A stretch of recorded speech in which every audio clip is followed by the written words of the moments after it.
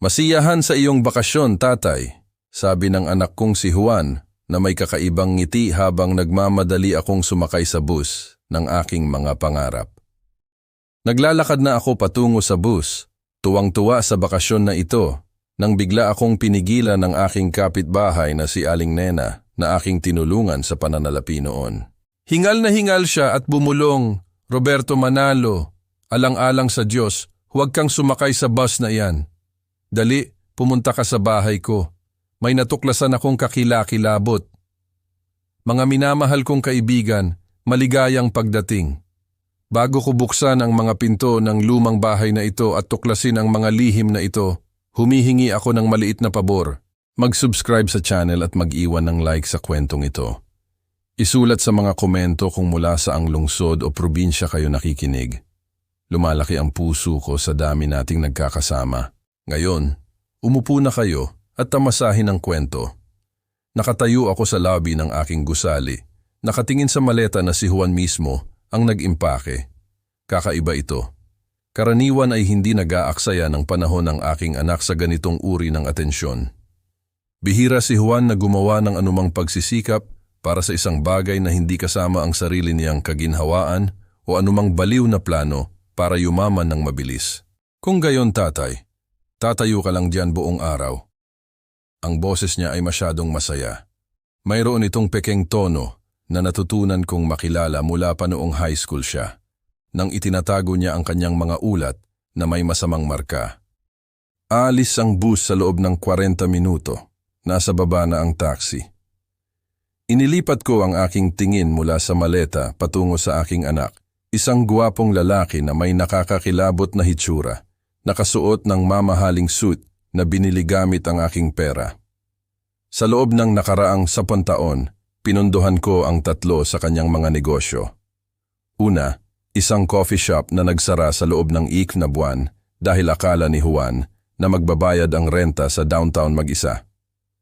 Pagkatapos, isang cryptocurrency mining farm na nasunog kasama ang garahe at sa wakas ay isang car wash na kinailangan ibenta para mabayaran ang mga utang. Ako si Roberto Manalo, dating pinuno ng accounting sa isang malaking pabrika ng tela sa Maynila. Inilaan ko ang buong buhay ko sa pagharap sa mga numero, balanse, debit at credit. Ang mga numero ay hindi nagsisinungaling. Ang mga tao ay nagsisinungaling, palagi, at ang aking personal na balanse sa aking anak ay matagal ng pula, ngunit patuloy akong nagbabayad. Nagbabayad ako dahil siya ang aking nag-iisang anak. At marahil sa kaibuturan umaasa ako na balang araw ang dami ng puhunan ay magiging kalidad ng pagkatao, ngunit hindi ako nabulag kailanman. Katabi ni Juan si Diana, ang kanyang asawa, na pasuray-suray sa isang paa. Karaniwan ay tinitingnan ako ng babaeng ito na may bahagyang nakatagong kayabangan na iniisip na ang aking payo ay luma at ang aking apartment ay ang kanilang garantisadong pamana. Ngunit ngayon, si Diana ay patuloy na nag-aaral sa pattern ng wallpaper. Iniiwasan niya ang aking tingin. Ang kanyang mga daliri ay nerbyosong naglalaro sa strap ng kanyang designer bag. "Heto po, Ginoong Manalo." Iniabot sa akin ni Diana ang isang folder ng mga dokumento nang hindi man lang nag-angat ng tingin. Narito po ang itineraryo. Lahat ng hotel ay nakabook. Ang tour sa Baguio, Tagaytay at Vigan, eksakto gaya ng pinangarap niyo. 2 linggo ng ganap na pagpapahinga. Kinuha ko ang mga papel.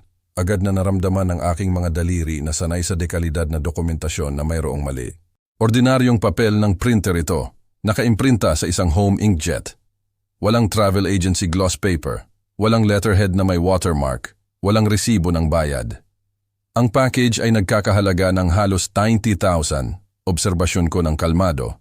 Ang listahan ng mga lungsod: Baguio, Tagaytay, Vigan, Laoag. "Juan, noong nakaraang linggo, humingi ka sa akin ng 5,000 para ipa-change oil at gulong ng iyong kotse na nagrereklamo ng pansamantalang problema sa cash flow. Saan nanggaling ang lahat ng kabutihang loob na ito?" Napatigil si Juan sandali. Nakita kong nanginig ang kanyang panga, malinaw na senyales na naghahanap siya ng mabilis na dahilan. "Tatay naman, parang ininsulto mo naman ako. Nagpakita siya ng malawak ng ngiti, ngunit hindi umabot ang ngiti sa kanyang mga mata. Ang kanyang mga mata ay nanatiling malamig at kalkulado. Nagtapos ako ng malaking negosyo.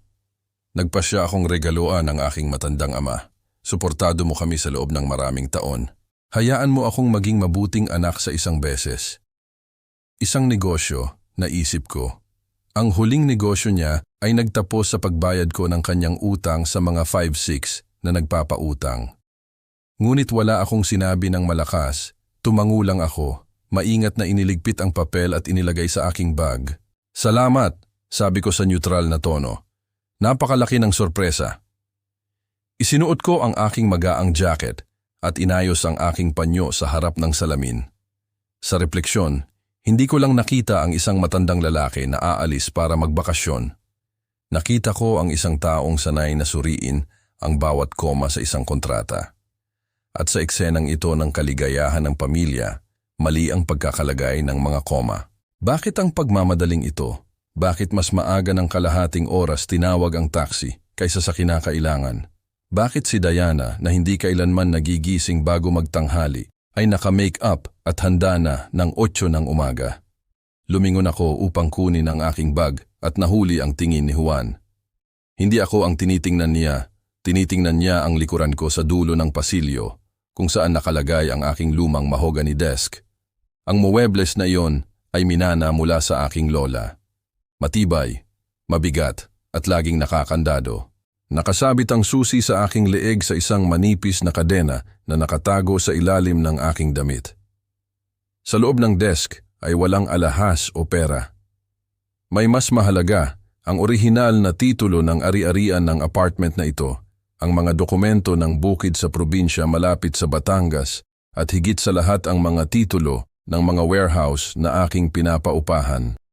Ang mga warehouse na ito ang bumubuhay sa buong pamilya na nagpapahintulot kay Juan na maglaro ng negosyante at kay Diana na magyabang sa mga bagong damit. Ang tingin ng aking anak ay hindi kuryoso. Ito ay mapanira. Ito ay parang tinitingnan niya ang isang safe na ang kombinasyon ay malapit ng mahulog sa kanyang mga kamay. Iiwaksi ko sa inyo ang mga susi ng apartment, sabi ko habang inoobserbahan ang kanyang reaksyon. Kailangan diligan ang mga halaman tuwing 2 araw. Lalo na ang pako. Oo naman, tatay. Huwag po kayong mag-alala. Mabilis na sagot ni Juan. Ang kanyang boses ay nagtatraidor ng bahagyang nakatagong ginhawa. Kami na po ang bahala sa lahat. Ang importante ay patayin niyo ang inyong cellphone at mag-relax mula sa lahat ng stress na ito. Sabi nila, napaka-terrible ng signal sa mga makasaysayang tuluyan na iyon. Terribling signal na itala ko sa aking isip. Isa pang piraso ng palaisipan. Gusto niya akong maging hindi maabot. Kinuha ko ang maleta. Ito ay magaan. Masyadong magaan para sa 2 linggong biyahe.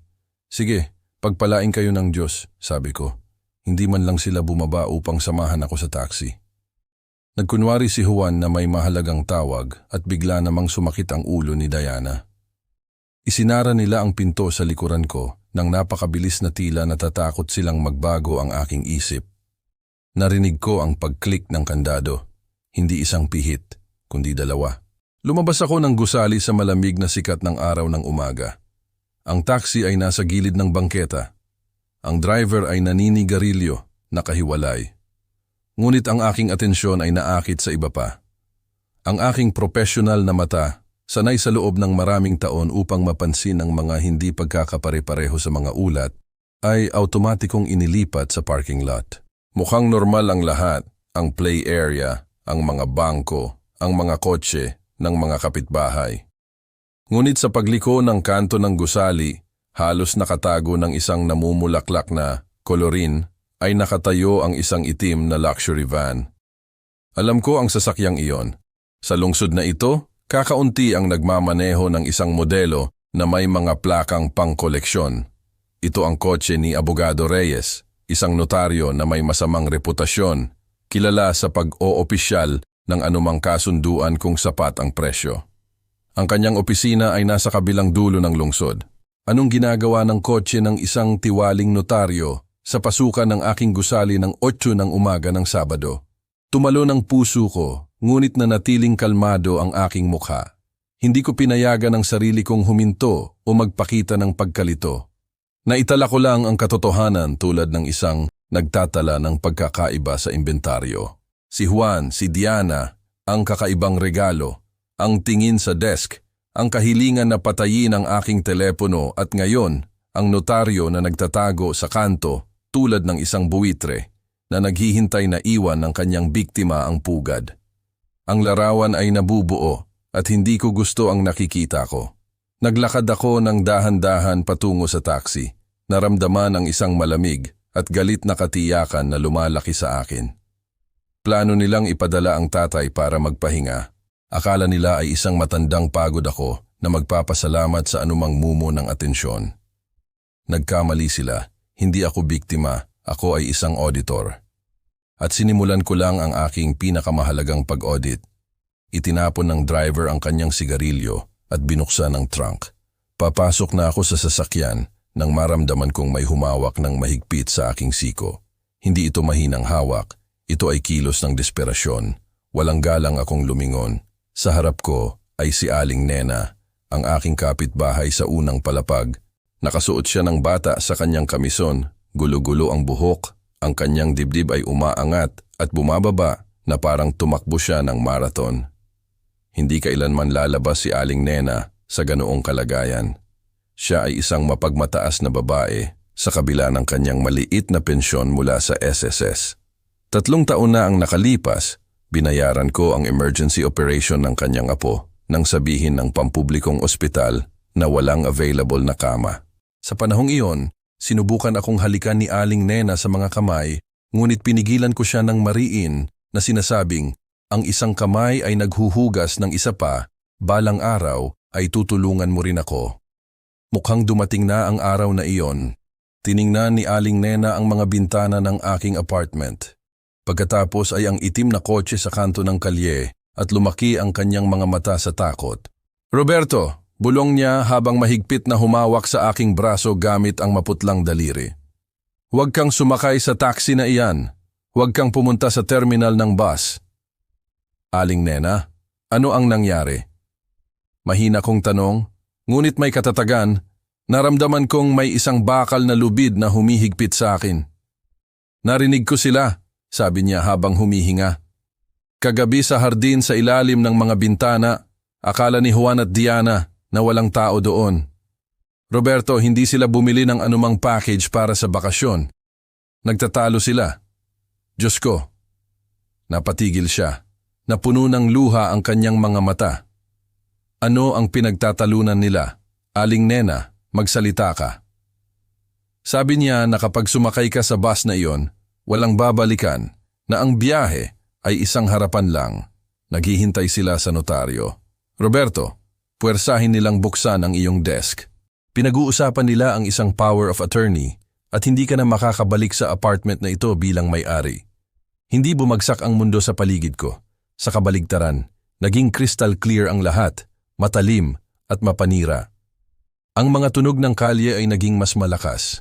Ang mga kulay ay mas matingkad. Tiningnan ko ang mga bintana ng aking apartment. Sa likod ng kurtinang puntas nakita ko ang isang silweta.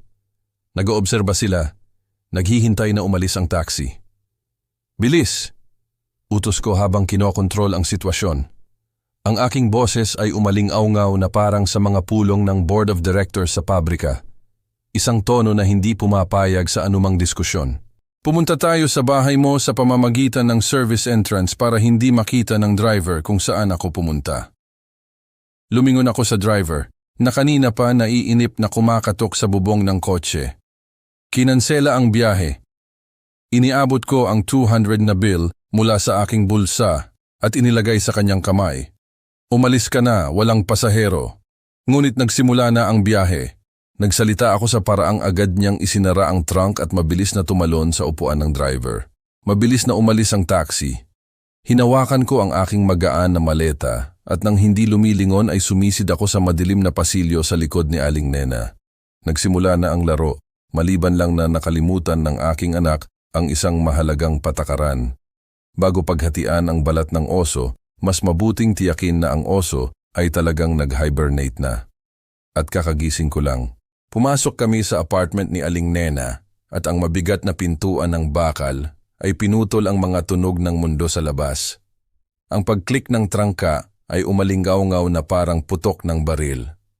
Ang pamilyar na amoy ng tsaa ng mansanilya, lumang libro at bahagyang amag ay pumasok sa aking ilong. Sumandal si Aling Nena sa pinto, dumulas pababa, nanginginig pa rin ang kanyang mga kamay.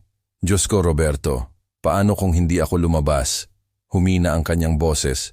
Hindi ako nag-aksaya ng oras sa pagpapatahan sa kanya. Hindi ito ang oras para sa damdamin. Inilagay ko ang aking maleta sa sulok, hinubad ang aking Amerikana at isinabit ito sa sampayan na may katumpakan ng isang taong dumating sa isang pulong ng negosyo. Maghilamos ka, Aling Nena, tuyo kong sabi. Magtimpla ka ng kape. Kailangan ko ng impormasyon. Bawat salita. Ano eksakto ang narinig mo? Pumunta ako sa kusina.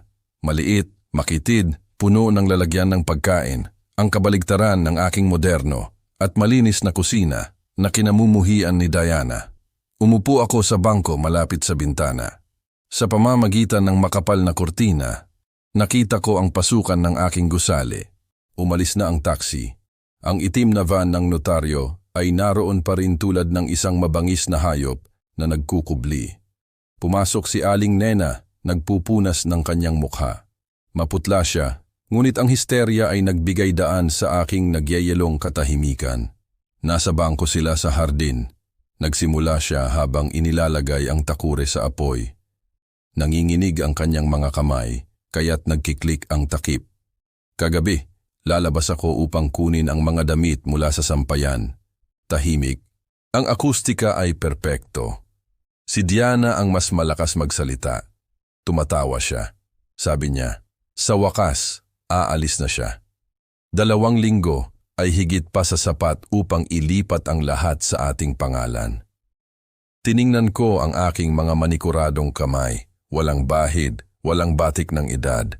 Ang mga kamay ng isang lalaki na nagpapanatili ng kanyang sarili sa hugis. At si Juan? Tanong ko. Ano ang sinabi ng aking anak? Yumuko si Aling Nena. Sabi niya, ang importante ay balikan ni Abogado Reyes ang petsa ng mga dokumento at sa pagbalik mo, hindi ka na ang may-ari, kundi isang gulay. Roberto, pinag-usapan nila ang isang diagnosis na mayroon kang demensya na hindi ka nakarapat-dapat at ipadadala ka sa isang liblib na retirement home sa probinsya pagkatapos ng tour. Ang bus ay hindi na dapat babalik sa syudad, kasama ka. Sa akin ay mayroong nabasag. Ang manipis, hindi nakikitang kawad na nag-uugnay sa ama at anak ay bumukol at naputol na may mahinang tunog. Demensya? Gulay. Hindi lang niya gusto ang aking pera, naiintindihan ko iyon. Ang kasakiman ay walang hanggan. Gusto niyang nakawin ang aking pag-iisip, ang aking pagkakakilanlan. Plano niyang ideklara akong inkompetente upang bigyang katwiran ang pagnanakaw. Ang aking sariling anak na tinuruan kong magmultiply na inilabas ko sa napakaraming problema ay handang ilibing ako ng buhay sa isang asylum para lang hindi niya kailangang bayaran ang kanyang mga utang. Hindi ako umiyak. Ang luha ay tubig at ang tubig ay nagpapahina ng pundasyon. Ngayon kailangan ko ng konkreto. Nakaramdam ako ng kakaibang gaan. Ito ay paglaya. Hindi ko na kailangang humanap ng mga dahilan para sa kanyang mga aksyon. Hindi ko na kailangang isipin na malas lang siya o na siya ay mabait at masama ang impluensya ng kanyang asawa. Hindi, sa harap ko ay isang kaaway, isang mapanganib, walang prinsipyo na kaaway, na alam ang aking mga kahinaan, ngunit nakalimutan na ako ang nagturo sa kanya ng lahat at lubhang minamaliit ang aking pinakamalaking asset, ang aking utak. Patayin mo ang apoy, Aling Nena, sabi ko. Walang kape.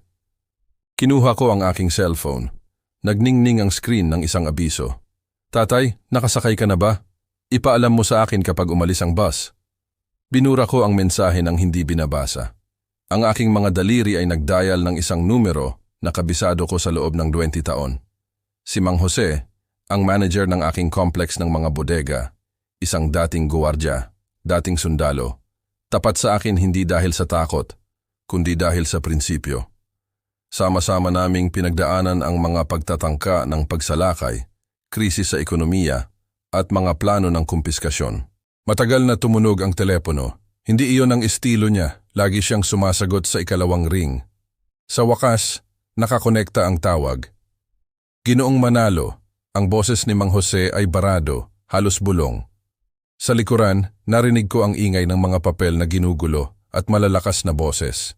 "Hello, Mang Jose," sabi ko sa aking profesional na tono, mahina at walang gulat. "Hindi ako makakausap ng matagal. May isang tanong lang ako. I-check mo ang visitor log at ang cash book. Nagpakita ba si Juan sa opisina?" May mabigat na katahimikan sa kabilang linya, isang malapot na katahimikan na mas marami pang sinabi sa akin kaysa sa anumang salita. Narinig ko ang mabigat na paghinga ni Mang Jose. "Mang Jose, naghihintay ako."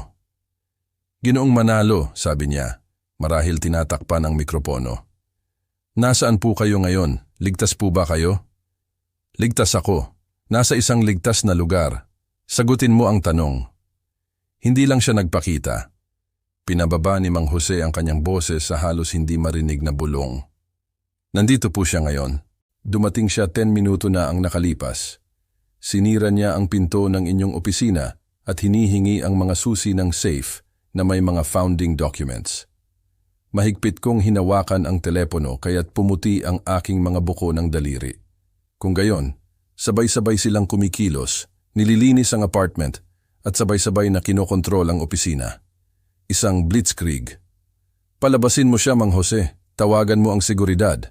Wala siyang power of attorney. Ang pirma ko lang ang may saysay." Hindi ko po kaya. Malinaw ang desperasyon sa boses ng matandang manager. Ginoong Manalo, hindi po siya nag-iisa. Kasama niya po ang isang abogado at isa pang babae. "Anong babae? Si Diana?" "Hindi po. Isang hindi kilala. Isang matikas na babae na nakasuot ng kulay abong suit." Nagpakita siya ng mga papeles, Ginoong Manalo, mga papeles na may selyo ng korte. Nagpapanggap siyang isang court-appointed guardian. Ang mundo sa paligid ko ay lumiit sa laki ng loudspeaker. "Guardian?" Ulit ko habang naramdaman kong nilalamon ng yelo ang aking mga ugat. "Opo," sabi niya, "dahil sa inyong matinding kalagayan sa kalusugan, ang pamamahala ng mga ari-arian ay lilipat sa kanya hanggang sa karagdagang abiso. Binubuksan na ni Juan ang inyong computer. Pinapalitan niya ang mga password, Ginoong Manalo. Pinapalitan niya ang bank access ngayon mismo." Tumingin ako sa bintana. Ang itim na van ng notaryo ay nagsimulang gumalaw at dahan-dahang lumayo sa aking gusali. Siyempre, hindi na nila kailangang piliting buksan ang desk. Pupunta sila sa bangko. Pineke nila ang isang desisyon ng korte. Hindi lang ito pagnanakaw, ito ay digmaan. At nagawa lang nila ang kanilang pinakamalaking pagkakamali. Akala nila patay na ako. "Makinig ka ng mabuti sa sasabihin ko, Mang Jose," sabi ko sa tono na nagyayelo, kaya't napakibit balikat si Aling Nena sa sulok ng kusina. "Huwag kang gumawa ng anuman. Huwag kang makipagtalo sa kanila. Ibigay mo sa kanila ang mga susi. Hayaan mong isipin nilang nanalo sila, ngunit i-activate mo ang recordings ng camera sa conference room, audio at video. I-save mo ang lahat sa isang external drive. Naiintindihan mo? Naiintindihan? Tatawag ako mamaya." Ibaba ko ang telepono. Ang aking tingin ay napadako sa kutsilyo ng kusina na iniwan ni Aling Nena sa lamesa. Matulis ito. Nagkikinang. Maingat ko itong itinulak. "Ano ang nangyari?" Bulong ni Aling Nena. Tumayo ako. Ang aking mga galaw ay tumpak. "Akala nila nabaliw ako, Aling Nena. Bueno, oras na para ipakita sa kanila kung paano gumagana ang aking sakit na isip." Naglabas ako ng notepad at panulat mula sa aking bag. Kailangan kong gumawa ng plano. Ang unang punto ay simple. Kailangan ko talagang mawala. Ang guest room ni Aling Nena ay napakaliit. Puno ng mga kahon, lumang damit, at tambak ng mga magazine sa paghahardin. Ngunit hindi ko kailangan ng espasyo. Kailangan ko ng desk, saksakan, at katahimikan. Nilinis ko ang ibabaw ng isang lumang desk, inilayo ang mga maalikabok na libro. Inilabas ko ang aking laptop mula sa maleta, ang aking tapat na lumang computer, na itinuturing ni Juan na basura at hindi man lang naisip na kunin. Iyon ang kanyang unang pagkakamali. Sa lumang device na ito nakaimbak ang lahat ng electronic key, kopya ng mga database at higit sa lahat, ang access sa aking personal cloud storage na hindi man lang niya pinaghihinalaan ang pag-iral. Binuksan ko ang isang bagong dokumento. Humantong ang aking mga daliri sa kanilang nakasanayang posisyon. Hindi ako nagsusulat ng isang liham o reklamo. Gumagawa ako ng isang legal na dokumento, ang pagbawi ng lahat ng power of attorney. Ang aking karanasan bilang head accountant ay nagsabi, ang papel ay isang kalasag, ngunit ang isang tamang napunan na papel ay isang espada. Mabilis akong nagsulat, bumuo ng bawat pangungusap na may katumpakan ng isang siruhano. Binawi ko ang anumang power of attorney na ibinigay sa pangalan ni Juan Manalo at Diana Reyes, retroactive sa 10 taon. Alam kong legal na hindi binabawi ang nakaraan, ngunit naglagay ako ng isang clause tungkol sa pagpapalito at mga mapanlinlang na gawain na magbibigay sa akin ng dahilan upang tutulan ang anumang negosyo na isinagawa nila sa panahong ito. Pagkatapos ay binuksan ko ang aking banking app. Hindi ang bangko kung saan ko natatanggap ang aking pensyon na malamang ay na-block na ni Juan sa pamamagitan ng guardian. Ito ay isang account sa isang maliit na commercial bank na binuksan ko 5 taon na ang nakalipas nang ibenta ko ang vacation property ng aking yumaong asawa sa Palawan. Nagwala si Juan noon, humihingi na i-invest ang pera sa kanyang cryptocurrency farm, ngunit sinabi ko sa kanya na ang pera ay ginamit upang bayaran ang lumang utang. Pinaniwalaan niya ako. Lagi niyang pinaniniwalaan ang gusto niyang marinig. Sa account na iyon ay may sapat na halaga para sa isang digmaan. Inilipat ko ang lahat ng available na pondo mula sa aking pensyon at savings account patungo sa reserve account na ito. Ilang segundo lang ang transaksyon. Tiningnan ko ang mga numero na naging 0 sa app na maaaring i-access ni Juan. Na-imagine ko ang mukha niya kapag sinubukan niyang mag-withdraw at nakita ang mensahe, kulang ang pondo. Ang kasiyahan ay tahimik, halos pisikal, tulad ng pag-inom ng malamig na tubig sa isang mainit na araw. Roberto, halika rito, tawag ni Aling Nena mula sa balkonahe. Ang kanyang boses ay nanginginig sa damdamin. Isinara ko ang laptop at lumabas sa balkonahe. Si Aling Nena ay nakatira sa ikalawang palapag at ang kanyang balkonahe ay nakaharap sa inner courtyard. Ngunit sa pagitan ng mga gusali ay makikita ang parking lot ng katabing luxury residence at lampas pa roon ang pasukan ng aking probinsya na nasa gilid ng lungsod sa isang lumang bayan na ngayon ay napapalibutan ng mga bagong subdivision. Mula sa balkonahe ni Aling Nena, kung alam mo kung saan titingnan, makikita mo ang bubong na tisa ng aking bukid at ang gate. Hinawakan ko ang lumang binoculars ni Aling Nena.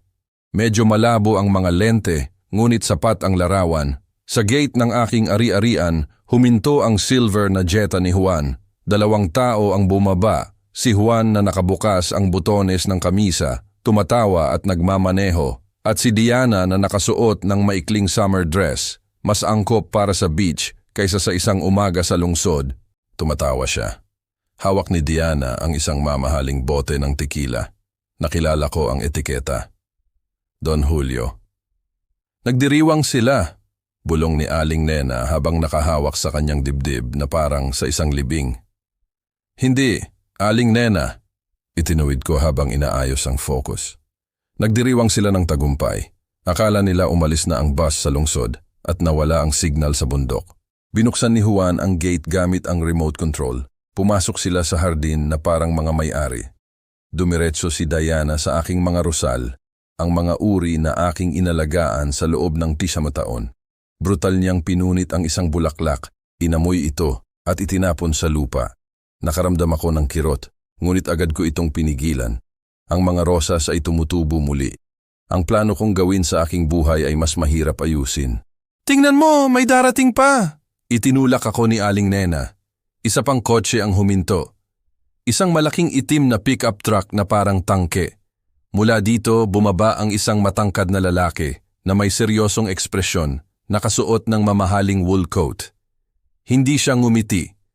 Tiningnan niya ang aking pader, ang bahay at ang lupa na tila kinakalkula na niya kung ilang cubic meter ng konkreto ang kailangan upang takpan ang lahat ng pundasyon.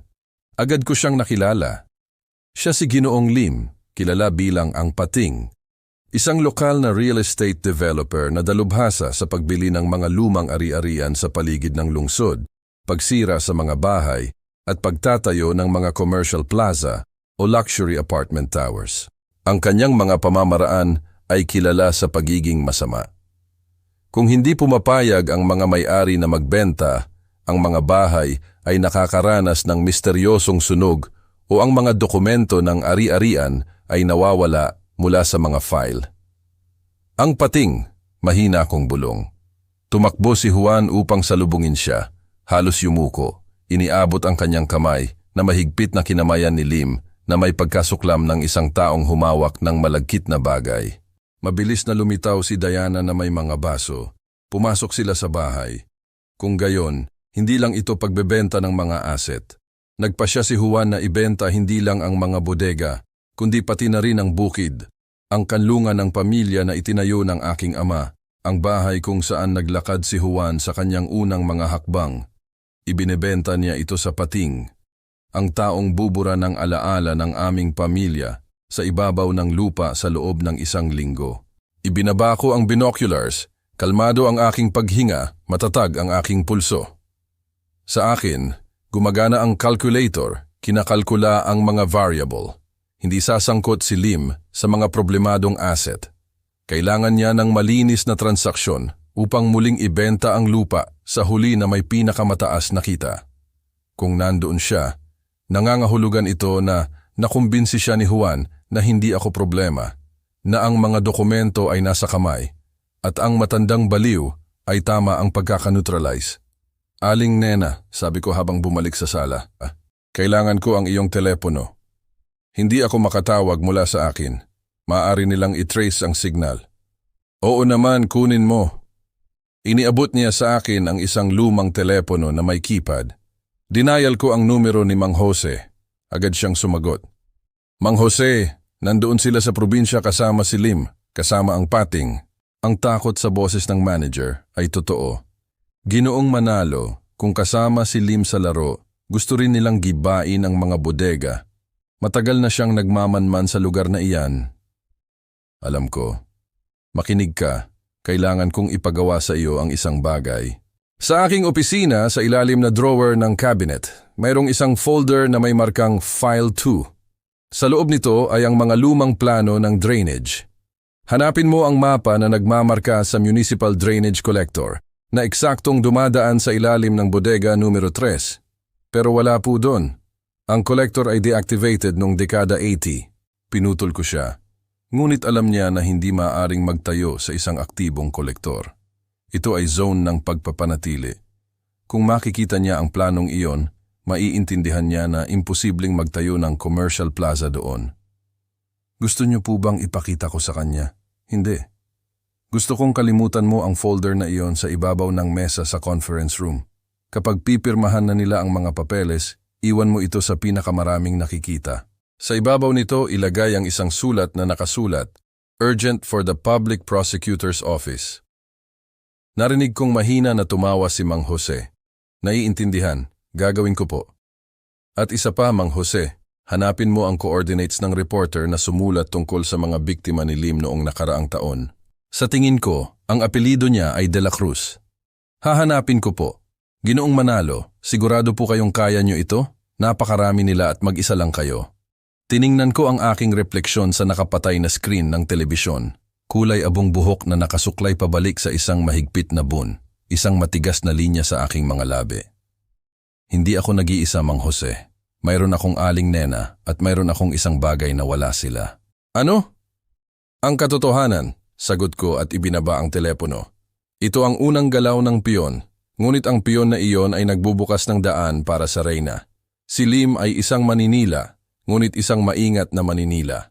Sapat na ang amoy ng kabulukan sa dokumentasyon para pagkagutin niya si Juan ng mag-isa nang walang tulong ko. Kailangan ko lang bigyan ng kaunting tulak ang sitwasyon. Bumalik ako sa laptop. Sa screen kumikislap ang cursor sa dokumento ng pagbawi. Idinagdag ko ang isa pang talata.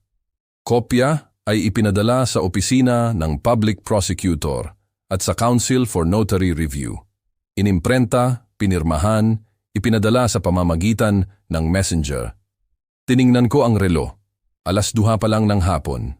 Ang aking bus ay dapat na bumabaybay sa kanayunan ng Baguio. Ngayon, umiinom si Juan at Diana ng tequila sa aking beranda habang nakaupo ako sa apartment ng iba, naghahanda ng checkmate na tatandaan nila sa buong buhay nila. Nag-vibrate ang aking cellphone sa ibabaw ng mesa. Sinira ang katahimikan. Isang mensahe mula kay Juan. Sana komportable ang bus, tatay. Ang mga upuan ay naka-reclined. Patayin mo ang telepono mo at mag-relax. Karapat-dapat ka rito. Mahal kita. Ngumiti ako ng mapait. Karapat-dapat ka rito. Napakironiya. Hindi niya alam kung gaano siya katama. Karapat-dapat talaga ako ng pahinga. Pahinga mula sa kanyang mga kasinungalingan, mula sa kanyang pagiging parasito, mula sa walang hanggang takot para sa kanyang kinabukasan. Ngunit ibibigay ko ang pahinga na iyon sa aking sarili at hindi ito magiging katulad ng anumang pinlano niya. Hindi ako nasa isang malambot na recliner, kundi sa isang matigas na silya sa pampublikong archive ng lungsod. Ang amoy ng alikabok at lumang papel ay laging nagpapagaan sa akin. Ang kaayusan ay naghahari dito. Bawat dokumento ay may sariling lugar, numero at kasaysayan, at ang kasaysayang ito ay hindi maaaring muling isulat ayon sa kapritso ng isang ambisyosong magnanakaw.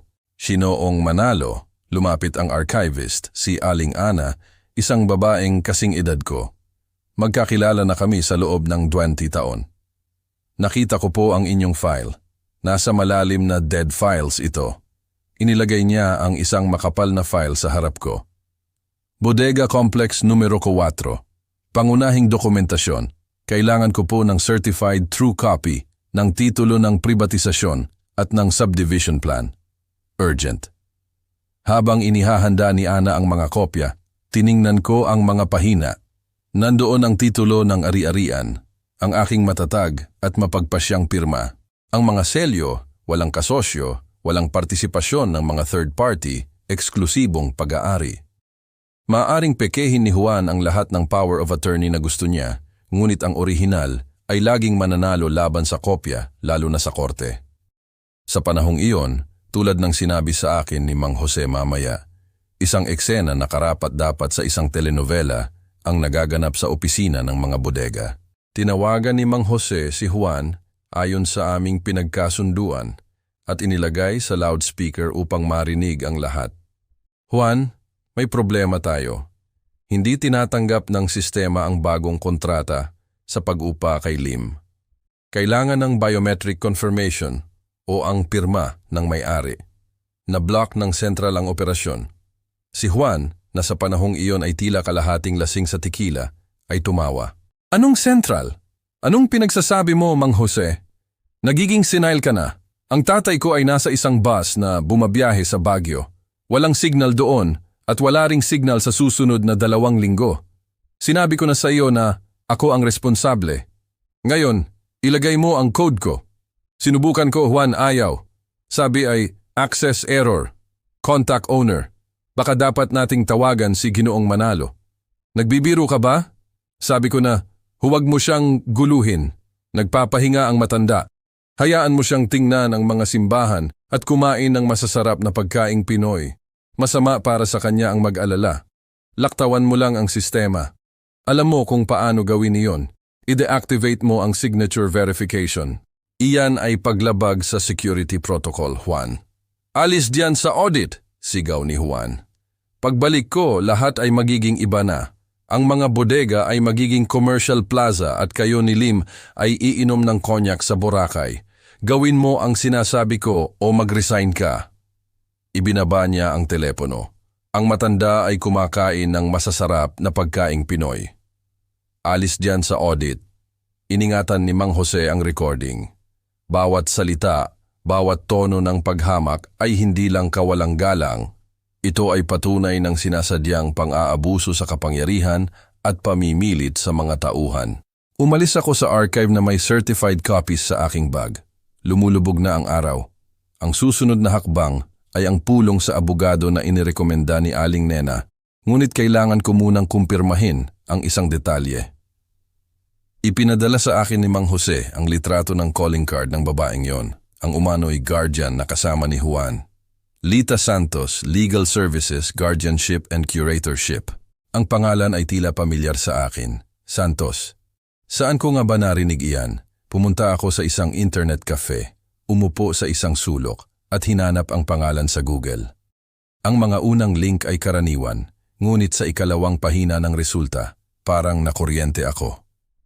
Isang artikulo sa lokal na pahayagan 5 taon na ang nakalipas. Iskandalo sa Charitable Foundation, head accountant, inakusahan ng pagnanakaw ng pondo. Binuksan ko ang artikulo sa larawan. Kahit malabo, siya nga, si Lita Santos. Sa panahong iyon, itim ang kanyang buhok at gumagamit siya ng ibang apelyido ng asawa. Naalala ko, Diyos ko, paano ko nakalimutan? Nagtrabaho si Lita sa aming accounting department sa pabrika noong unang bahagi ng 2000s. Siya ay isang masunurin na nilalang na patuloy na nagrereklamo tungkol sa kanyang sweldo at kanyang may sakit na asawa. Nahuli ko siyang nagpepeke ng mga spreadsheet ng uniforme. Maliit lang ang mga halaga ngunit regular. Hindi ako naghain ng kasong kriminal dahil sa awa. Pinatalsik ko siya sa tamang dahilan, ngunit nang walang ingay, bagaman naitala ito sa loob na hindi siya kailanman makakakuha ng posisyon ng tiwala. Kung gayon, binago niya ang kanyang apelyido, tinina ang kanyang buhok, at ngayon ay tinatawag ang sarili niyang espesyalista sa guardianship. Nakita siya ni Juan o nakita siya ni Juan. 2 oportunista na nakakita ng ideal na biktima. Kilala niya ako. Alam niyang pinatalsik ko siya. At ngayon hindi lang ito trabaho para sa pera. Ito ay personal na paghihiganti. Tinutulungan niya ang aking anak na ideklara akong inkompetente. Tinatamasa ang bawat sandali. Nakaramdam ako ng pagkasuklam, hindi takot. Ito ay parang naglalakad sa putik. Ngunit dumating din ang pagkaunawa. Mayroon akong kalamangan kung ang guardian ay may criminal record at binanggit ng artikulo ang isang hatol sa unang pagkakataon, hindi siya maaaring legal na maging guardian ng sinuman sa anumang pagkakataon. Anumang desisyon ng korte na ginawa sa kanyang partisipasyon ay mababali at siya mismo ay maaaring arestuhin para sa pagpeke ng pagkakakilanlan. Si Juan sa kanyang pagmamadali at kasakiman ay hindi man lang nag-abalang i-verify ang background ng kanyang kasabwat. Kinuha niya ang unang abogado na pumayag sa maruming trabaho. Ah, Juan, bulong ko habang nakatingin sa monitor. Ano kang strategist ka pala? Ipinasok mo sa bahay ang parehong daga na pinatalsik ko na. Inimprenta ko ang artikulo at maingat na iniligpit ang papel. Ngayon alam ko ang kanyang kahinaan. Ang kanilang mga plano ay nakasandal sa nabubulok na biga. Sapat na ang pagbagsak ng isa para bumagsak ang lahat. Lumabas ako sa kalye. Malamig ang hangin ng gabi. Huminga ako ng malalim. Magpahinga ka, tatay. Inulit ko ang mga salita ng aking anak. Pahinga. Pumunta ako sa bus stop. Kailangan kong bumalik sa bahay ni Aling Nena, kolektahin ang mga dokumento at maghanda para sa susunod na araw. Bukas, sisimulan kong hilahin ang mga hibla. Akala nila ako ang nakaraan. Lumang muwebles na itatapon. Nakalimutan nila na ang mga antik ay minsan mas mahalaga kaysa sa anumang bago at mas matibay. Ang sumunod na umaga ay nagsimula hindi sa kape, kundi sa isang pulong sa isang abandonadong parking lot malapit sa palengke. Ang lugar ay pinili ni Mang Jose. Walang kamera doon at ang ingay ng trapiko ay lumunod sa mga usapan. Dumating siya sa isang diskretong kotse, tumingin sa paligid at iniabot sa akin ang isang makapal na folder. Maputla ang kanyang mukha. Hinoong Manalo, hindi ko po ito masabi sa inyo sa telepono. Ito po ay lumampas na sa lahat ng hangganan. Kinuha ko ang folder. Mabigat ito. Ipakita mo sa akin, Mang Jose. Handa ako sa lahat. Sumakay kami sa kotse. Binuksan ni Mang Jose ang air conditioning, ngunit nakaramdam ako ng lamig mula sa loob. Binuksan ko ang folder. Sa itaas ay ang draft ng kontrata sa pag-upa kay Lim. Inasahan ko na ito, ngunit sa ilalim ay may isang dokumento na nagpabigla sa aking paghinga. Ito ay isang pagkilala sa utang, isang pribadong pautang. Ang halaga ay astronomikal, P15 milyon. Ang nangutang ay si Juan Manalo, ang gwarantor ay si Roberto Manalo. Ang aking pirma ay bastos na pineke ng nanginginig na kamay, ngunit ang selyo ay ang aking totoong selyo. Nagkaroon siya ng access sa aking profesional na selyo, ngunit ang pinakamasama ay hindi ang halaga. Ang pinakamasama ay ang clause ng garantiya, ang lupa at bahay sa address ng aking bukid at ang bodega, complex A, B at C, ang aking mga bodega. Hindi lang iyan, mahina na sabi ni Mang Jose. Ibinuklat ko ang pahina, ibinalik ko ito at umikot ang mundo ng isang segundo. Ito ay isang kopya ng death certificate. Pangalan, Roberto Manalo. Petsa ng pagkamatay, bukas. Sanhi ng pagkamatay, matinding pagpalya ng puso. Tiningnan ko ang aking sariling pangalan na nakaimprinta sa masamang balangkas na iyon na may petsang bukas. Saan galing ito? Ang boses ko ay naging mababa, mechanical. Nakita ko po sa basurahan ng inyong computer, sagot ni Mang Jose. Inscan ko po ang draft, malinaw na inihanda po ni Lita Santos ang template.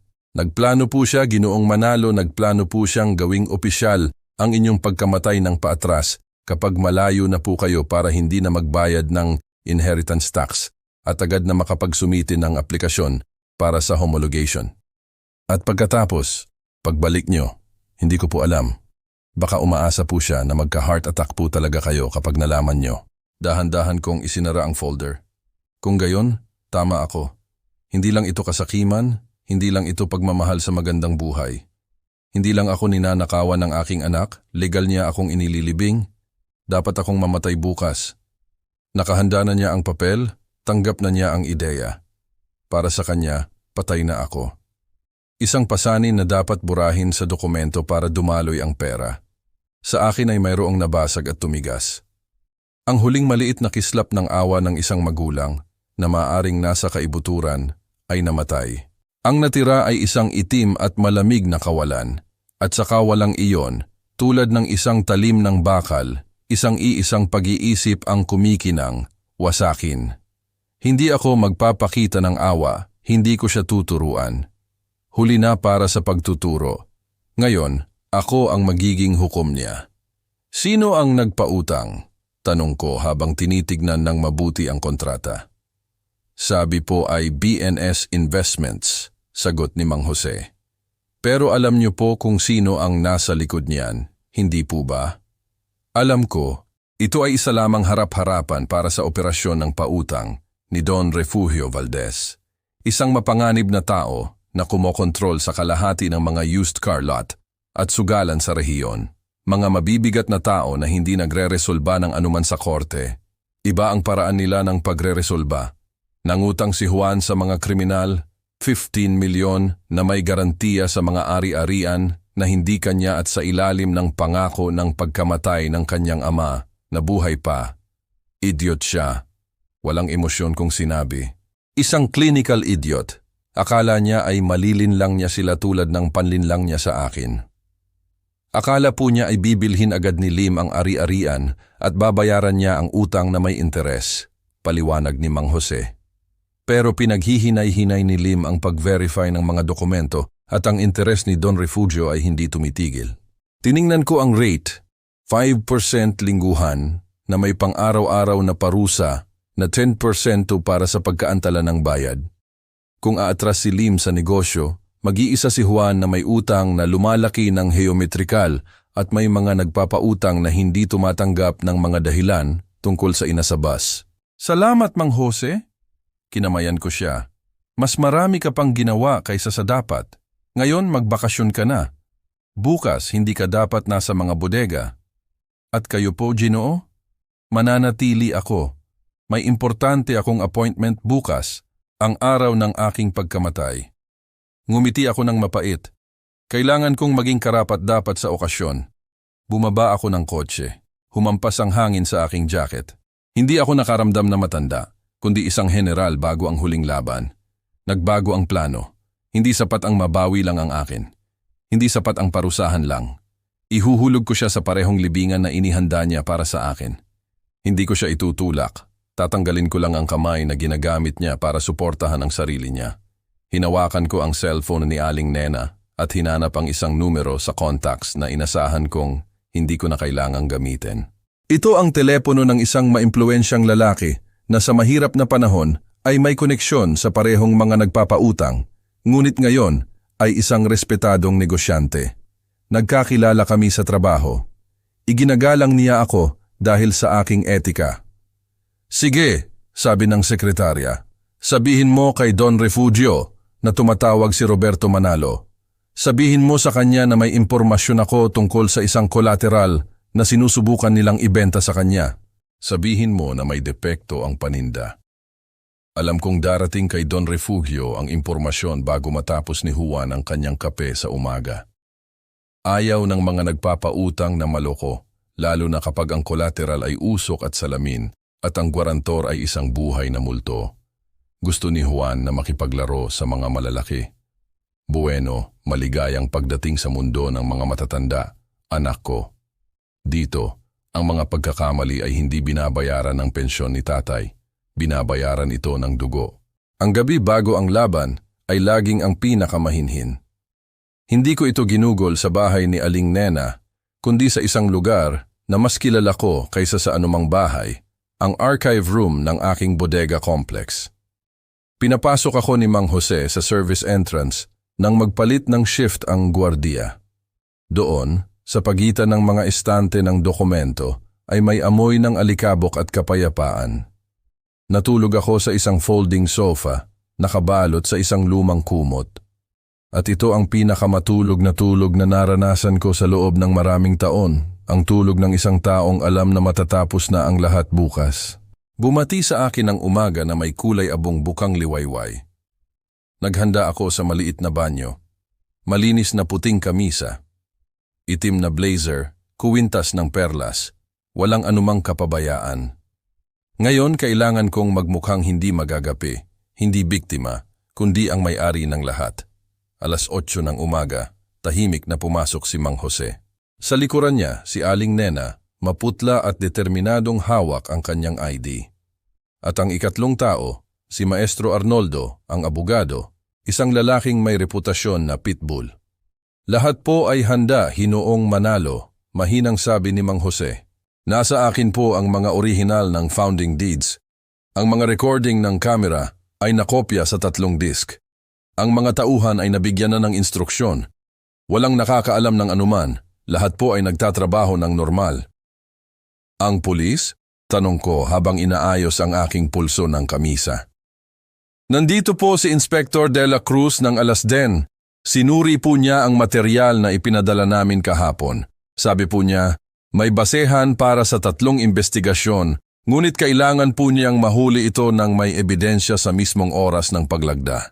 Mahusay, tango ko. Aling Nena, natatandaan mo ba ang sasabihin mo?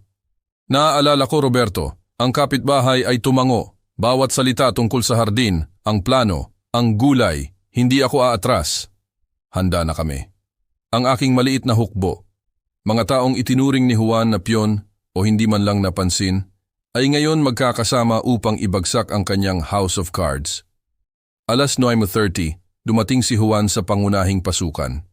Tinitingnan ko siya sa security monitor. Bumaba siya ng taxi. Nagpasya siyang huwag magpakita sa sarili niyang kotse sa harap ng mga nagpapautang. Nakasuot siya ng bagong kislap na suit na parang trofeo.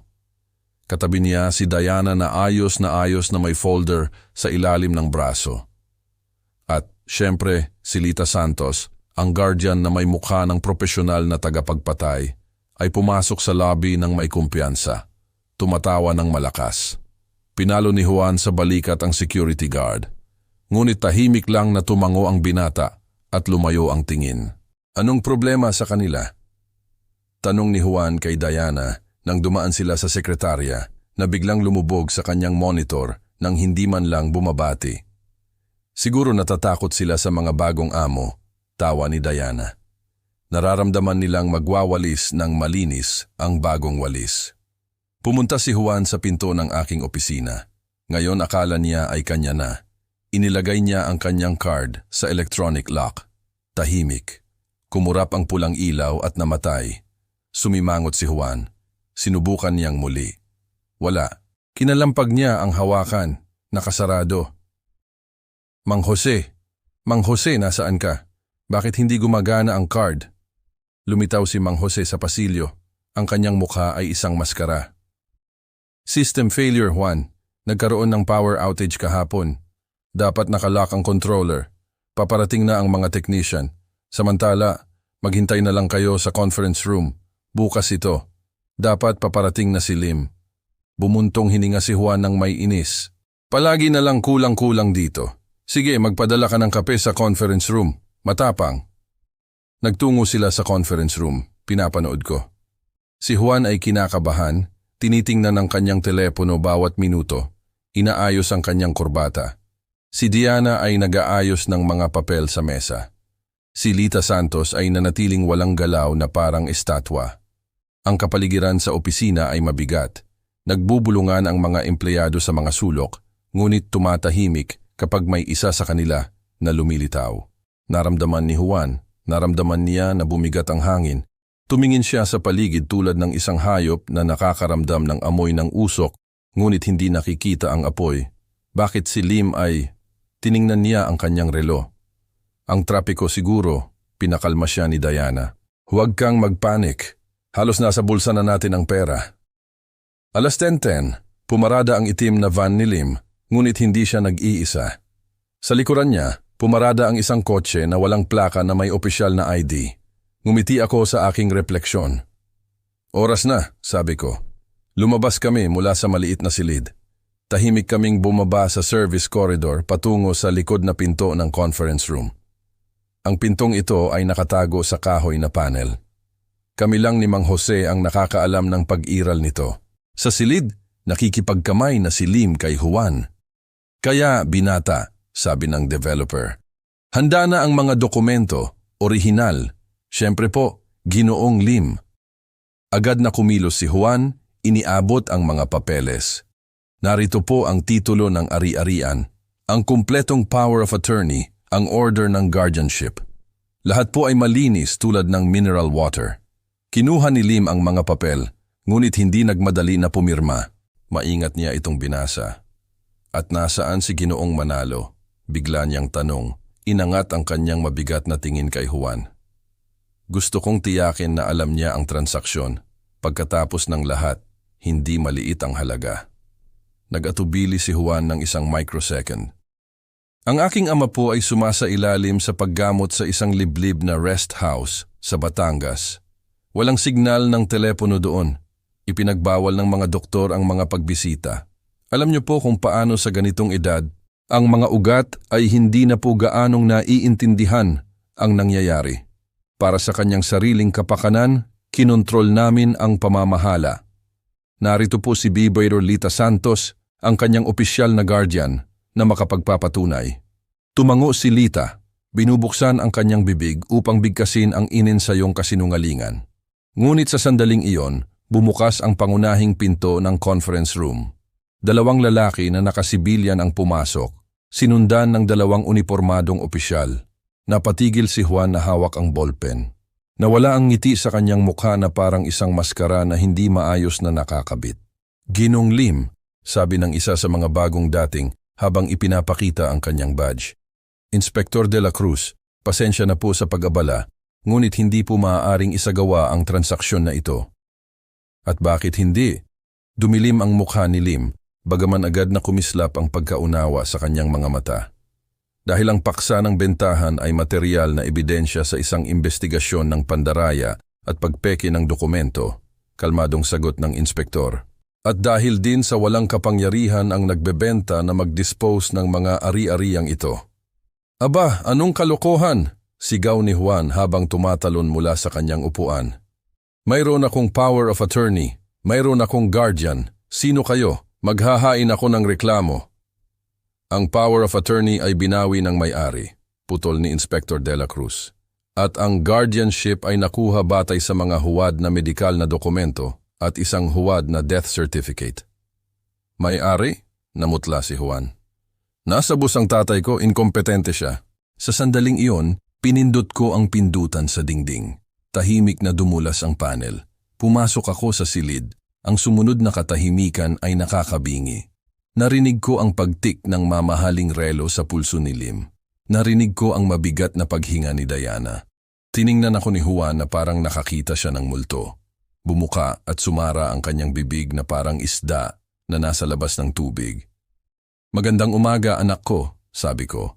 Kalmado, matatag at nagyayelo ang aking boses. Dumating na ang bus, huling hintuan.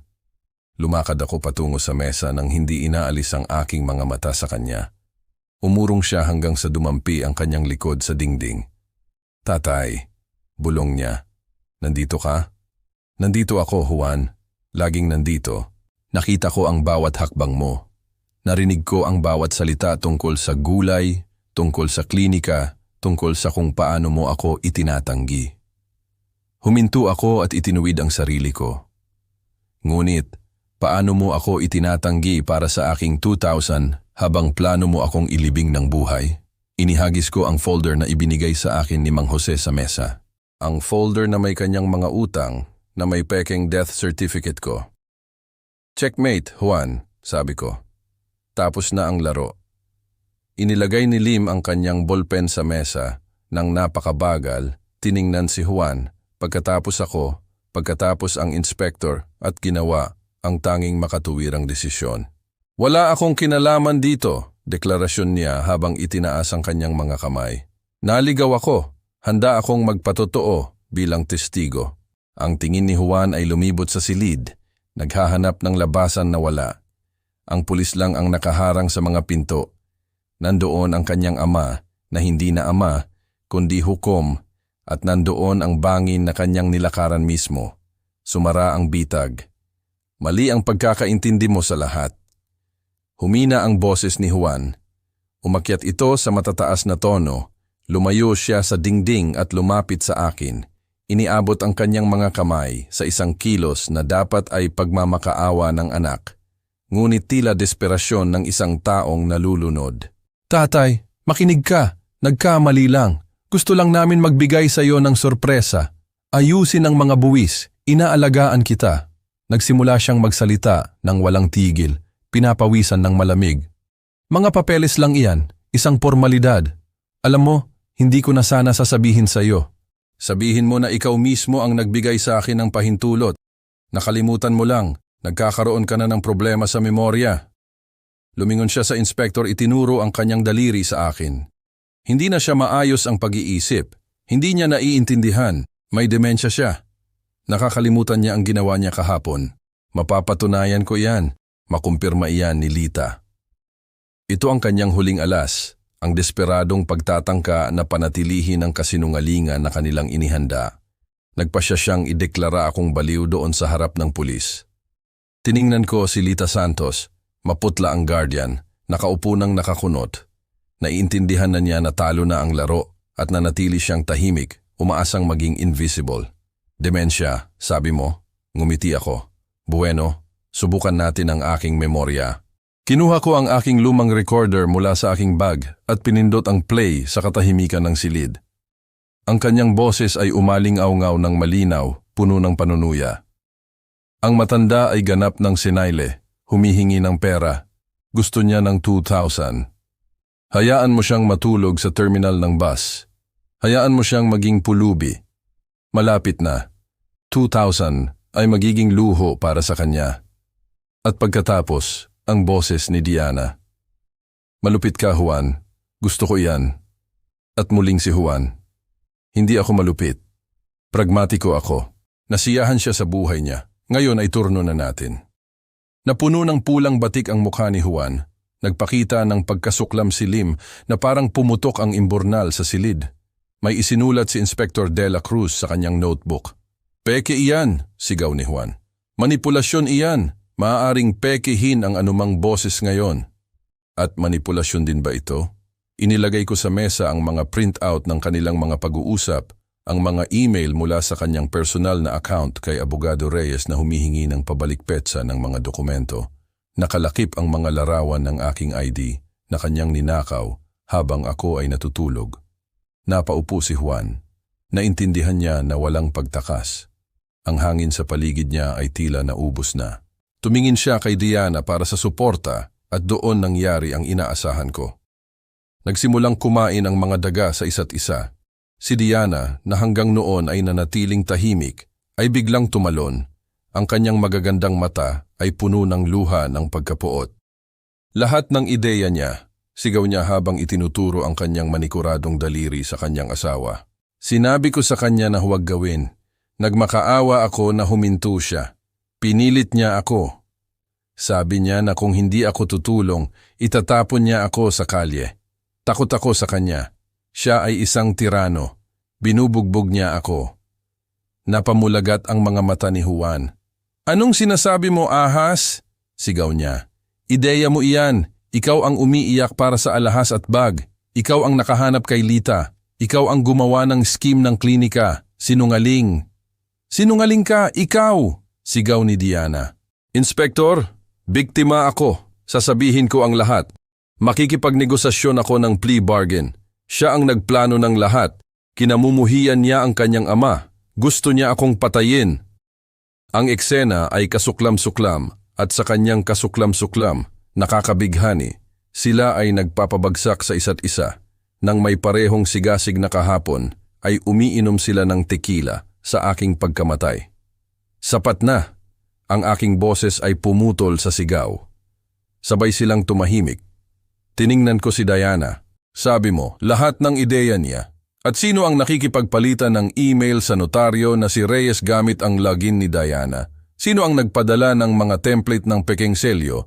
Sino ang naghanap online kung paano magdulot ng heart attack sa mga matatanda ng walang bakas? Namutla si Diana. Kaya't ang kanyang makeup ay parang maskara ng plaster. Paano mo nakuha? Ang kanyang boses ay nabasag. Ang aking IT department ay nakaka-recover ng mga naburang data habang ikaw ay gumagamit pa ng diaper, pinutol ko siya. May access ako sa iyong cloud, mahal ko. Ang iyong mga fingerprint ay nasa lahat ng dako. Hindi ka biktima, Diana. Ikaw ang utak sa likod ng operasyon na ito. Isang bulok at sakim na utak. Bumagsak si Diana sa kanyang upuan. Tinatakpan ang kanyang mukha. Tumayo si Lim at isinara ang kanyang Amerikana. Ginoong Manalo, seryoso niyang sabi. Ipinapahayag ko ang aking taos-pusong paghingi ng tawad. Kung alam ko lang, ang aking mga abogado ay makikipag-ugnayan. Handa akong pag-usapan ang kabayaran para sa moral damages, basta't hindi lumalabas ang pangalan ko sa press, kasama ang mga mamamayang ito. Kinansela ang negosyo. Umalis siya nang hindi tumitingin kay Juan. Sa silid, kami na lang ang natitira, ang pulis at ang mga labi ng isang pamilya. Walang galaw si Juan. Nakayuko ang ulo, nawala ang lahat ng kanyang pagmamalaki. Sa harap ko ay hindi isang matagumpay na negosyante, kundi isang takot na bata na nakabasag ng isang mamahaling florera at naghihintay ng parusa. Tatay, bulong niya sa mahina na boses. Ano ang mangyayari ngayon? Ngayon ang batas ang mangyayari, Juan, sagot ko. Revised Penal Code, Article 315. Ang pandaraya laban sa isang matanda ay maaaring umabot ng 4 taon at mayroong pagpeke ng mga pampublikong dokumento.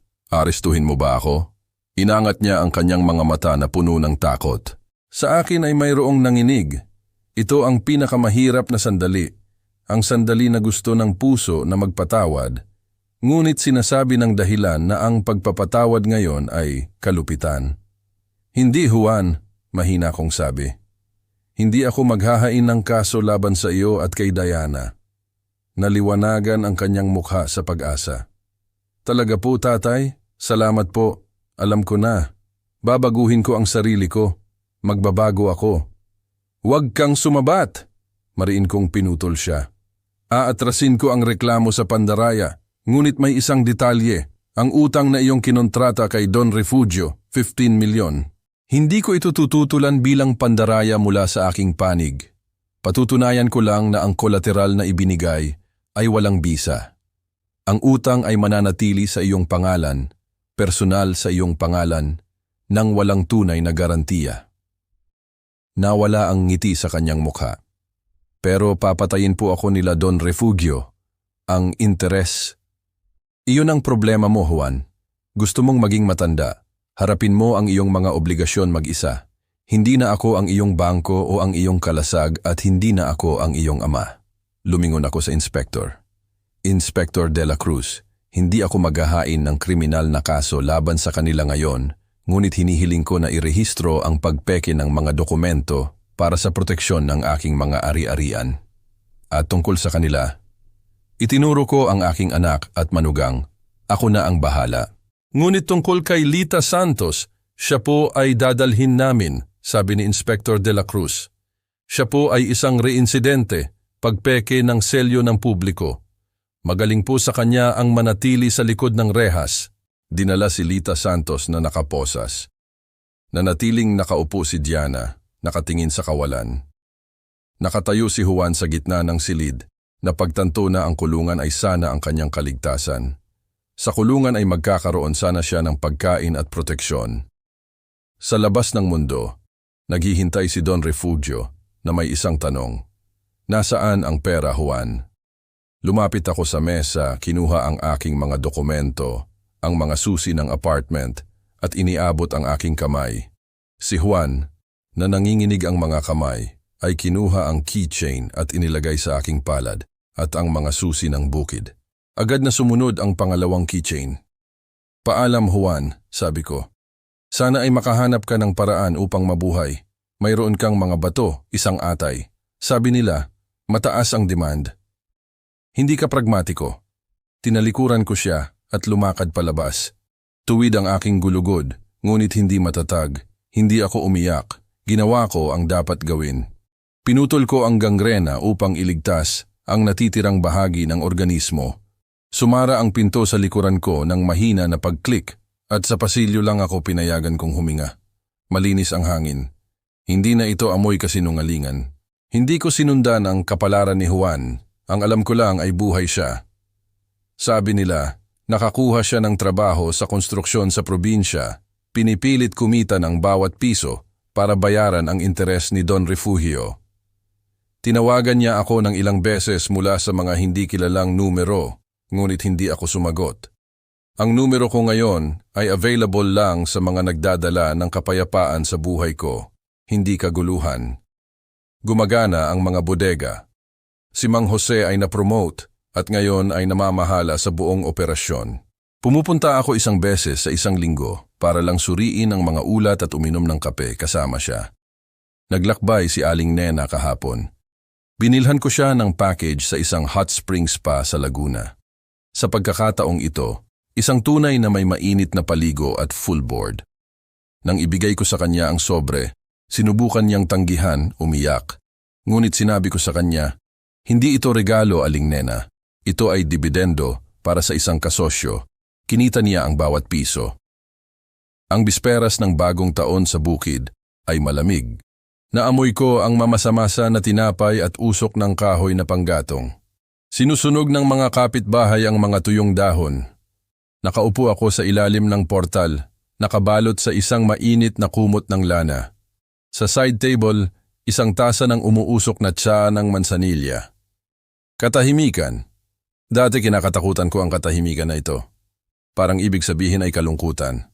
Ngayon alam ko, ito ang tunog ng kalayaan. Walang nagsisinungaling sa akin. Walang tumitingin sa akin na parang ako ay isang tsekera. Walang naghihintay sa aking kamatayan. Pag-aari ko ang aking lupa, ang aking oras, ang aking buhay. Iniabot ko ang aking kamay patungo sa fireplace. Doon nakapatong ang papel na nakatiklop sa apat, ang itineraryo ng dream trip na ibinigay sa akin ng aking anak sa lobby. Colonial City Tour, all-inclusive luxury. Dahan-dahan, nang may kasiyahan, pinunit ko ang papel, una sa dalawa, pagkatapos ay muli at muli. Ginagawa ang kasinungalingan na maliit na konfeti at itinapon ang mga piraso sa apoy. Ang mga apoy ay sabik na dinidilaan ng papel. Isang maliwanag na apoy ang umangat ng isang segundo, nagpapaliwanag sa silid. Pagkatapos ay nawala, nagiging abo. Uminom ako ng tsaa. Mainit ito, mabango, at napakasarap. Masiyahan ka sa iyong pahinga, Roberto, sabi ko sa sarili ko. At sa unang pagkakataon sa maraming taon, talagang nagpapahinga ako. Kung nasiyahan kayo sa kwentong ito, Huwag kalimutang mag-subscribe sa channel, mag-iwan ng like at magkomento sa ibaba kung mula sa ang lungsod o probinsya kayo nanonood. Malaking bagay ang inyong suporta para sa amin. Hanggang sa susunod na kwento. Mag-ingat kayo at tandaan, ang karunungan ay dumarating sa karanasan, ngunit minsan dumarating din ito sa pagtataksil. Pagpalain kayo ng Diyos dahil may isang bagay akong natutunan sa madilim na panahong ito. Isang bagay na gusto kong ibahagi sa inyo, mga minamahal kong tagapakinig. Kung pinagdadaanan niyo ang isang katulad na sitwasyon, pakiramdam niyo na may malapit sa inyo na nagtataksil, pakinggan ang mga payong ito. Una, magtiwala sa inyong instinct. Kung may mali, malamang ay mali nga. Naramdaman ko mula pa sa simula na may hindi tama sa regalo ng bakasyon na iyon. Hindi nagsisinungaling ang mga numero. Ang mga tingin din. Pangalawa, i-document ang lahat. Bawat kahina-hinalang pag-uusap, bawat kakaibang transaksyon, bawat di pangkaraniwang pag-uugali. Sa aking kaso, ang mga recording at mga dokumento ang nagligtas sa aking ari-arian at dignidad. Pangatlo, huwag harapin mag-isa ang mga laban na ito. Mayroon akong aling nena, si Mang Jose, si Maestro Arnoldo. Humanap ng mga tapat na kakampi, mga taong kilala kayo at ginagalang kayo. Pang-apat, protektahan ang inyong mga ari-arian ng legal. I-update ang inyong mga testamento, bawiin ang mga hindi kinakailangang power of attorney, panatilihin ang mga certified copies ng mga importanteng dokumento sa mga ligtas na lugar. Panlima, at ang pinakamahalaga, huwag hayaang bulagin kayo ng dugo. Ang pagmamahal ng magulang, ina, anak ay sagrado. Ngunit kapag ang pagmamahal na iyon ay ginamit bilang armas laban sa inyo, kapag ang pagmamahal na iyon ay naging manipulasyon, may karapatan at tungkulin kayong protektahan ang inyong sarili. Hindi ko ito ginawa para sa paghihiganti, ginawa ko ito para sa hustisya, para sa dignidad, para sa paggalang sa lahat ng mga tao na tapat akong nagtrabaho upang magtayo ng isang ari-arian na dapat ay ang aking seguridad, hindi ang pagnanakaw ng iba. Si Juan ay nagkaroon ng lahat ng pagkakataon sa mundo. Binigyan ko siya ng edukasyon, binigyan ko siya ng kapital, binigyan ko siya ng pangalawa, pangatlo, pang-apat na pagkakataon. Ngunit pinili niya ang madaling paraan, magnakaw sa halip na magtayo. At ngayon, nabubuhay siya sa mga bunga ng kanyang mga desisyon. Masakit araw-araw, anak ko siya. Dala niya ang aking pangalan, ngunit mas masakit ang sakit ng pagtataksil kaysa sa sakit ng paghihiwalay. At natutunan ko na minsan ang pinakamamahal na gawa na magagawa mo para sa isang tao ay hayaan siyang harapin ang mga bunga ng kanyang mga aksyon.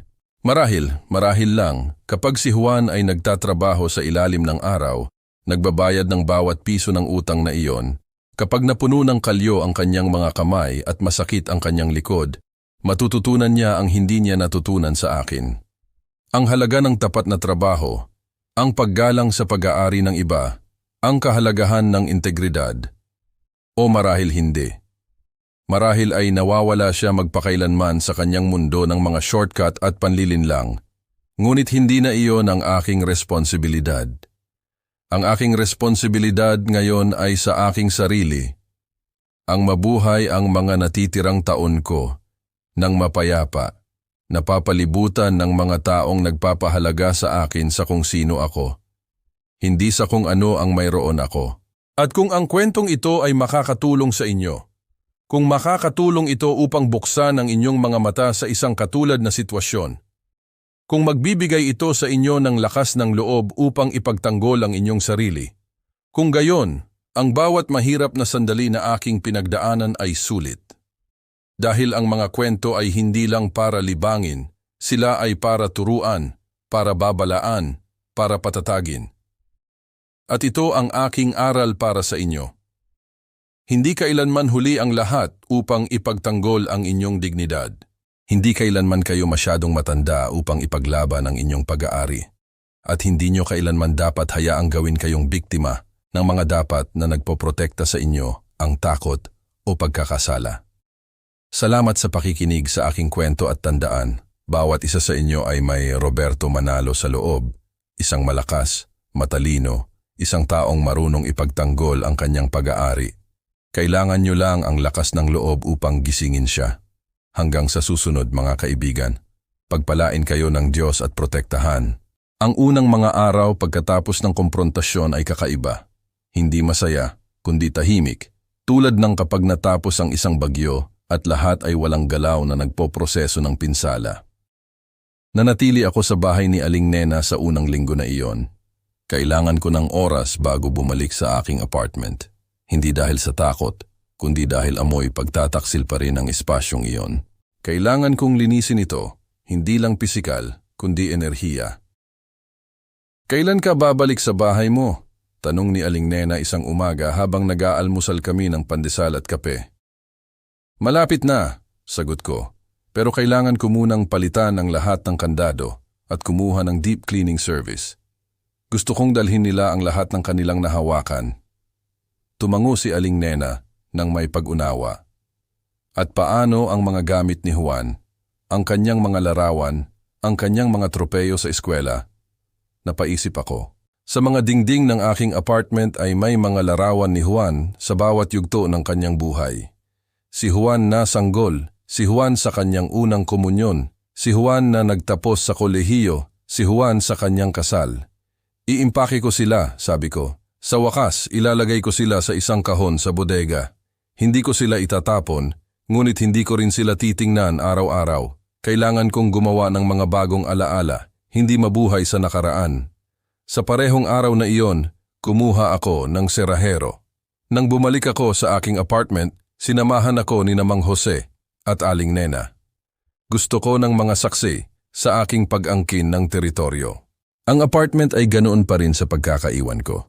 Ngunit ngayon ay tinitingnan ko ito sa ibang mga mata.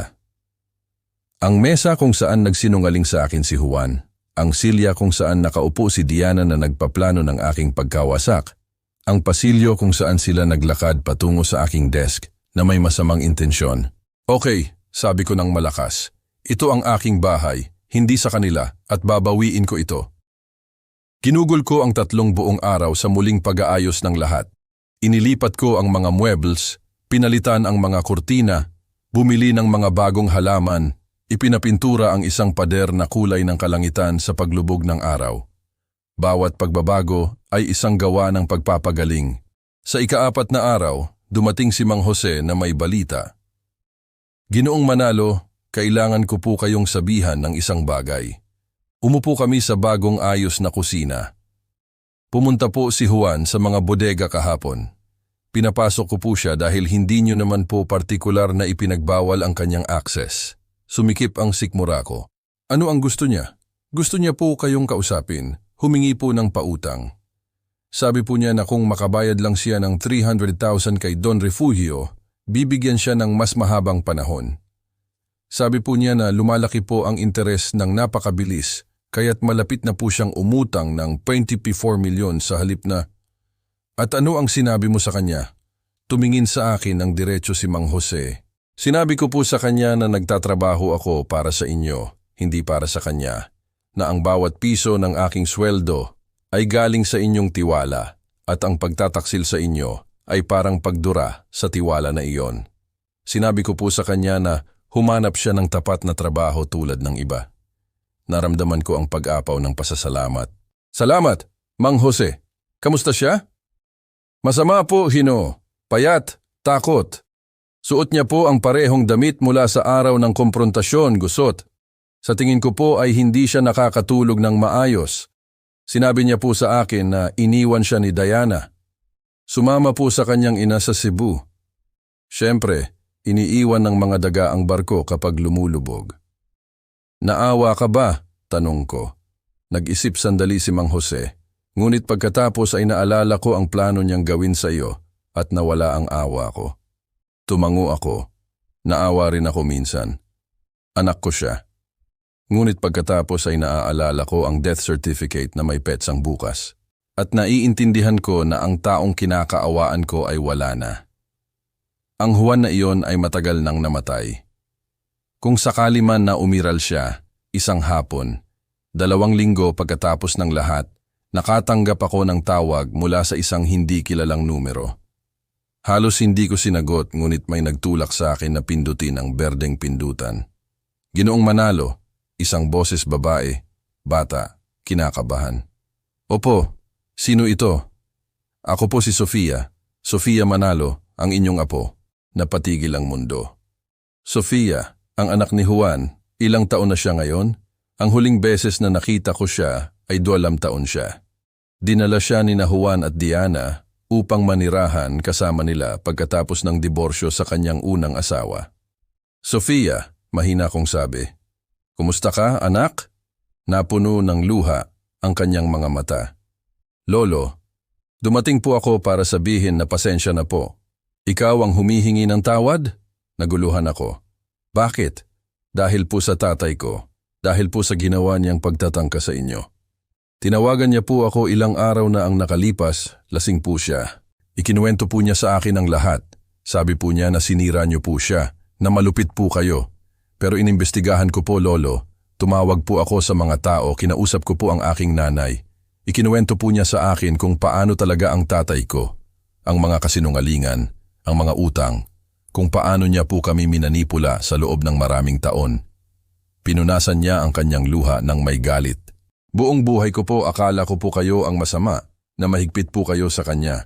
Lagi po niyang sinasabi na hindi niyo po siya sinusuportahan, na kinokondena niyo po siya, pero ngayon po naiintindihan ko. Sinusuportahan niyo po siya sa buong buhay niya, at siya, pinaplano niya po kayong ilibing ng buhay. Umupo ako sa bangko at tinapik ang espasyo sa tabi ko.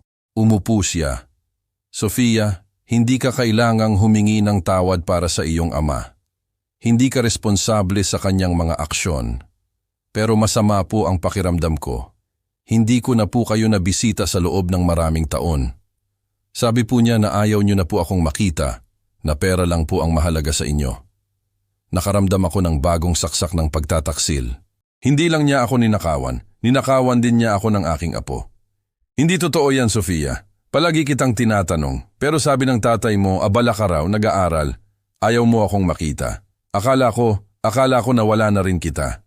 Umiyak siya at sa pagkakataong ito ay lumapit siya. Inilagay ang kanyang ulo sa aking balikat tulad ng ginagawa niya noong bata pa siya. Sorry po, Lolo, sorry po talaga. Nyakap ko siya. Shh, anak ko, tapos na. Nandito ka na ngayon. Iyon ang mahalaga. Nanatili kami ng ilang minuto.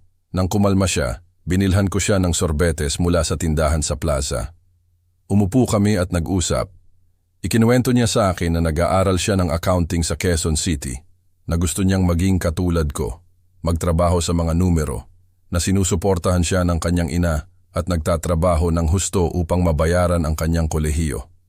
Kailangan mo ba ng tulong? Tanong ko. Para sa eskwela? Para sa... Hindi po, Lolo. Matatag niyang pinutol ako. Ayos lang po kami ng nanay ko. Hindi po ako dumating para sa pera. Dumating po ako dahil kailangan kong malaman niyo na hindi lahat sa pamilyang ito ay tulad ng tatay ko. Dumating po ako dahil kailangan kong bawiin ang aking lolo. Naramdaman kong nangingilid ang luha sa aking mga mata sa unang pagkakataon sa loob ng maraming linggo. Nabawi mo ako, anak ko, nabawi mo ako. Nagsimulang bumisita si Sofia sa akin tuwing 2 linggo. Dumarating siya tuwing Sabado ng umaga at sabay kaming nag-aalmusal. Tinuruan ko siya ng aking mga lumang libro sa accounting, ang aking mga tricks para makahanap ng mga pagkakamali sa balanse. Tinuruan niya ako kung paano gamitin ang Instagram at TikTok. Lolo, dapat mong ikwento ang iyong kwento sa social media, sabi niya sa akin isang araw. Maraming matatanda ang dumadaan sa parehong sitwasyon. Ang iyong kwento ay maaaring makatulong sa kanila. Hindi ko alam, anak, napaka-personal niyan. Kaya nga po, ang personal ang nag-uugnay sa mga tao. Pinag-isipan ko ito at sa huli ay pumayag. Tinulungan ako ni Sofia na mag-record ng isang maikling video kung saan ikinuwento ko ang aking kwento. Hindi lahat ng detalye, ngunit sapat. Pinamagatan namin itong, Paano sinubukan ng aking anak na ilibing ako ng buhay at nakaligtas ako upang magkwento. Nag-viral ang video. Sa loob ng 1 linggo ay nagkaroon kami ng 100,000 views. Sa loob ng 2 linggo ay 500,000. Pinunit ang puso ko ng mga komento at pinagaling din ito sa parehong oras. Ganito rin ang ginawa ng anak ko sa nanay ko. Salamat sa pagbabahagi. Kailangan kong marinig ito. Akala ko nag-iisa lang ako. Ikaw ay isang mandirigma, Ginoo. Pagpalain ka ng Diyos. At ang paborito ko, ako ay 70 taong gulang at pinipilit ako ng aking anak na ibenta ang aking bahay. Pagkatapos makita ito, tatawag ako sa isang abogado. Salamat sa pagligtas sa akin. Bawat komento ay isang balidasyon. Hindi lang ako nagligtas ng aking ari-arian, nagliligtas ako ng iba. Sa paglipas ng panahon, nagsimulang gumaling ang sugat. Hindi ito nawala. Ang mga sugat ng ganitong uri ay hindi kailanman ganap na nawawala. Ngunit bumuo ito ng isang peklat, at ang mga peklat ay mas malakas kaysa sa orihinal na balat. Nagsimula akong lumabas ng mas madalas. Sumali ako sa isang chess club para sa mga matatanda. Nag-aral ako ng watercolor painting sa Cultural Center.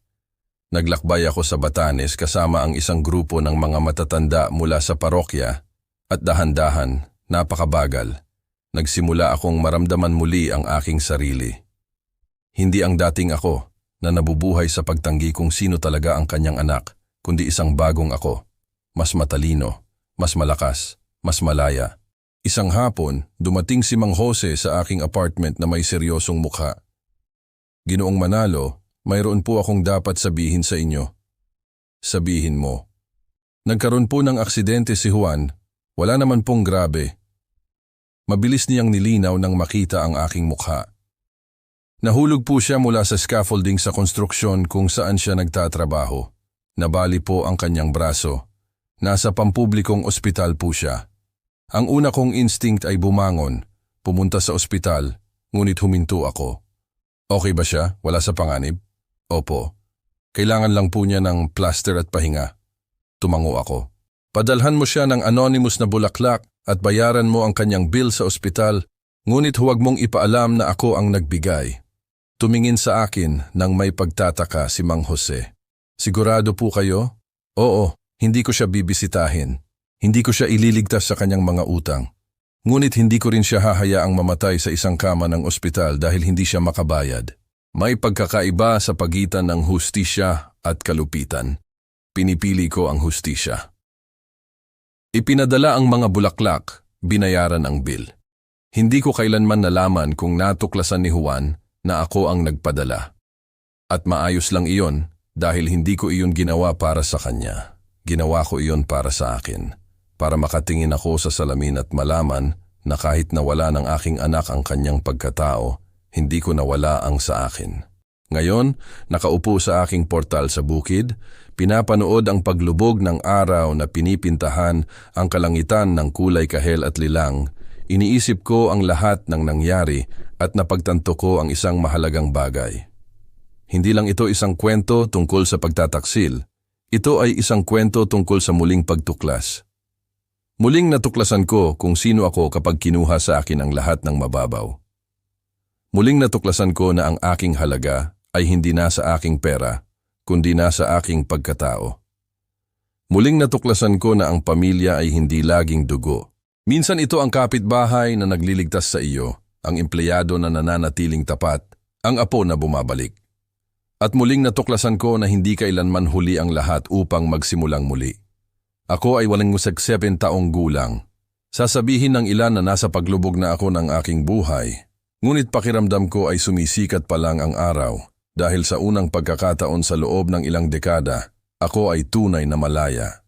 Malaya mula sa obligasyon na iligtas ang ayaw iligtas. Malaya mula sa kasalanan na hindi ko pananagutan.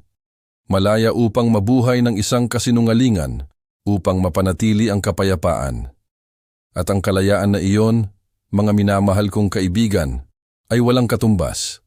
6 na buwan na ang lumipas mula ng araw na iyon sa conference room.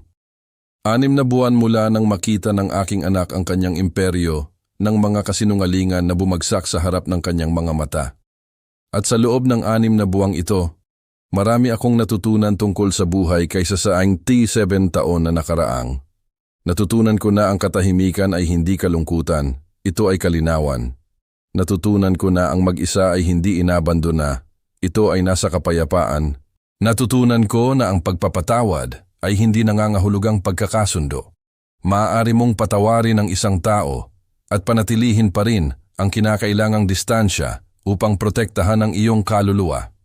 Ngayong umaga, nagising ako sa aking bukid, hindi dahil tumatakas ako sa isang bagay, kundi dahil pinili kong narito. Iyan ang pagkakaiba.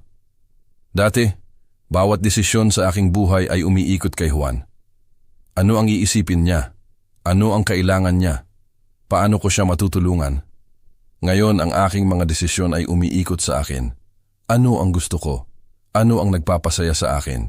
Paano ko igagalang ang buhay na ito na halos kinuha sa akin? Umuunlad ang ranch. Kinuha ko si Mang Tonyo, isang hardinero mula sa bayan, upang tulungan ako sa mga halaman. Bawat Sabado, sama-sama kaming nagpuputol, nagtatanim, lumilikha ng kagandahan kung saan dati ay kapabayaan lamang. Ginoong Manalo, sabi sa akin ni Mang Tonyo noong nakaraang linggo habang nagtatanim kami ng mga bagong bugambilya. Maaari po ba akong magtanong ng personal? Sige, Mang Tonyo. Ang mga tao po sa bayan ay nag-uusap. Sabi po nila na sinubukan po kayong nakawan ng inyong anak. Sabi po nila na pinatawad niyo po siya pero pinarusahan niyo rin. Paano niyo po nagawa iyon? May anak din po ako na may utang sa akin na laging nangangako na magbabayad pero hindi naman ginagawa. Paano niyo po nahahanap ang balanse sa pagitan ng pagmamahal at hustisya? Napaisip ako habang nakahawak ang aking mga kamay sa basang lupa. Mang Tonyo, ang tunay na pag-ibig ay hindi ang payagan ang isang tao na sirain ka. Ang tunay na pag-ibig minsan ay nangangahulugang maglagay ng limitasyon, kahit na masakit. Kailangang matutunan ng aking anak na ang mga aksyon ay may bunga. Kung iniligtas ko pa siya ng isa pang beses, matututunan niya na maaari siyang makalusot sa anumang bagay. Hindi iyon pag-ibig, iyon ay pagkonsinti. Dahan-dahang tumango si Mang Tonyo. At payapa po ba kayo sa inyong desisyon? Lalo pa araw-araw, tapat kong sagot. Sa unang mga araw, nagigising ako na may guilt. Iniisip ko, paano kung kailangan niya ng totoong tulong? Paano kung nasa panganib siya? Pero pagkatapos ay naalala ko ang death certificate. Naalala ko na wala siyang problema sa pagpaplano ng aking kamatayan at naiintindihan ko na ang Juan na mahal ko, kung sakali man na umiral siya, ay wala na. Ang lalaking sumubok na ilibing ako ay hindi ang aking anak. Siya ay isang estranghero na may mukha ng aking anak. Kahapon dumating si Sofia na may sorpresa. May kasama siya. Lolo, gusto ko pong ipakilala sa inyo ang isang mahalagang tao. Isang binata na mga 25 taong gulang na nakasuot ng simpleng ngunit malinis na suit, iniabot ang kanyang kamay. Ginoong Manalo, ako po si Miguel, ang nobyo po ni Sofia. Pinagmasdan ko siya. Matigas na kamay, direktang tingin, matatag na pagkamay. Maligayang pagdating, Miguel. Anong trabaho mo? Ako po ay elementary teacher, Ginoo. Math at science po. Hindi po ako kumikita ng malaki, pero mahal ko po ang ginagawa ko. Tiningnan ko si Sofia. Kumikinang siya sa kaligayahan. Isang guro, sabi ko na nakangiti. Isang taong nagtatayo ng kinabukasan, hindi nagwawasak. Gusto kita, anak. Gusto kita ng husto. Kumain kami ng sabay sa portal. Nagtanong si Miguel sa akin tungkol sa aking trabaho, tungkol sa accounting, kung paano ayusin ang mga pinansyal. Hindi mga sakim na tanong tungkol sa kung magkano ang mayroon ako o kung ano ang iiwan kong mana. Mga tunay na tanong mula sa isang taong gustong matuto. Alam niyo ba ang sinabi ko sa kanila habang umiinom kami ng kape pagkatapos kumain? Iniisip ko ang aking testamento. Napasikip si Sofia. Lolo, hindi niyo po kailangan. Hayaan mo akong tapusin, anak. Nagpasya akong iwan ang mga bodega sa isang foundation na tumutulong sa mga matatanda na biktima ng family fraud. Ang kita ay magsisilbing pambayad sa mga abogado at psikologo para sa mga taong tulad ko, para walang iba pang dumaan sa pinagdaanan ko. Napakaganda po, Lolo, sabi ni Sofia na may luha sa kanyang mga mata. Pero, patuloy ko, ang bukid na ito at ang apartment sa syudad ay sa iyo, Sofia, kasama ang isang savings account na magpapahintulot sa iyo na tapusin ang iyong kurso ng walang utang at simula ng iyong buhay kasama si Miguel ng payapa. Hindi ito isang kayamanan, ngunit sapat na. Lolo, hindi ko po. Makinig ka ng mabuti, anak ko. Iiwan ko ito sa iyo, hindi dahil apo kita. Iiwan ko ito sa iyo dahil nagpakita ka ng pagkatao. Nang talikuran ako ng lahat, ikaw ang nag-imbestiga ng katotohanan. Nang maaari mong samantalahin ang sitwasyon para kumuha ng pera, dumating ka lang para ibalik ang relasyon. Mas mahalaga iyan kaysa sa lahat ng ginto sa mundo. Nagsalita si Miguel sa unang pagkakataon na nanginginig ang boses. Ginoong Manalo, ipinapangako ko po na aalagaan ko si Sofia at igagalang po namin ang inyong alaala sa pamamagitan ng pagpapanatili ng mga lugar na ito, tulad ng inyong pagpapanatili ng may pagmamahal at dignidad. Alam ko, anak, kaya't ako ay payapa. Ngayong hapon, pagkatapos umalis ni na Sofia at Miguel, umupo ako sa aking paboritong lugar, ang portal na may tanawin ng lambak. Nagsisimulang lumubog ang araw, pinipintahan ang lahat ng kulay ginto. Tinawagan ako ni Mang Jose. Ginoong Manalo, naisip ko po na dapat niyo po itong malaman. Pumunta po si Juan sa mga bodega ulit kahapon. Sumikip ang sikmura ko. Ngunit hindi na sa takot, kundi sa kuryosidad. Ano ang gusto niya? Gusto niya lang po makita ang lugar. Sabi po niya na namimiss niya po ang magtrabaho sa mga numero, sa ayos. Sinabi ko po sa kanya na hindi po siya makakapasok. Tumayo lang po siya sa labas ng mga 20 minuto, nakatingin lang sa gusali. Pagkatapos po ay umalis na siya. Iba po ang hitsura niya, mas payat, mas matanda. Pero hindi ko po alam kung paano sasabihin. Mas totoo po, marahil, na parang sa wakas ay tumigil na siya sa pagpapanggap. Salamat sa pagpapaalam sa akin, Mang Jose. Ibaba ko ang telepono at napaisip. May isang bahagi sa akin ang nakaramdam ng kalungkutan. Ang kalungkutan ng isang ama na nakikita ang kanyang anak na naghihirap. Ngunit ang kalungkutan na iyon ay hindi na ako kinakain. Hindi na ito nagpapaisip sa akin ng aking mga desisyon. Dahil naiintindihan ko ang isang fundamental na bagay. Hindi ako ang sanhi ng paghihirap ni Juan. Ang sarili niyang mga desisyon ang nagdulot nito. Tinanggihan ko lang ang walang hanggang pagliligtas sa kanya at hindi iyon kalupitan. Iyon ay matigas na pag-ibig. Ang uri ng pag-ibig na nagsasabi, mahal kita ng sapat upang hayaan kang harapin ang mga bunga ng iyong mga aksyon. Dahil sa ganoon lamang paraan ka makakapagpatuloy. Kung matututo si Juan, mahusay. Kung hindi, iyon ang kanyang pagpili. Ngunit hindi na iyon ang aking responsibilidad. Habang lumulubog ang araw, inilalabas ko mula sa aking bulsa ang papel na daladala ko sa loob ng 6 na buwan na ito. Ang peking itineraryo ng biyahe na hindi ko kailanman tinangka, ang dokumento na kumakatawan sa lahat ng panlilinlang. Inilagay ko ito bilang paalala. Paalala sa kung ano ang halos nawala ko. Paalala sa aking sariling lakas. Paalala na totoo ang intuwisyon at dapat tayong magtiwala dito.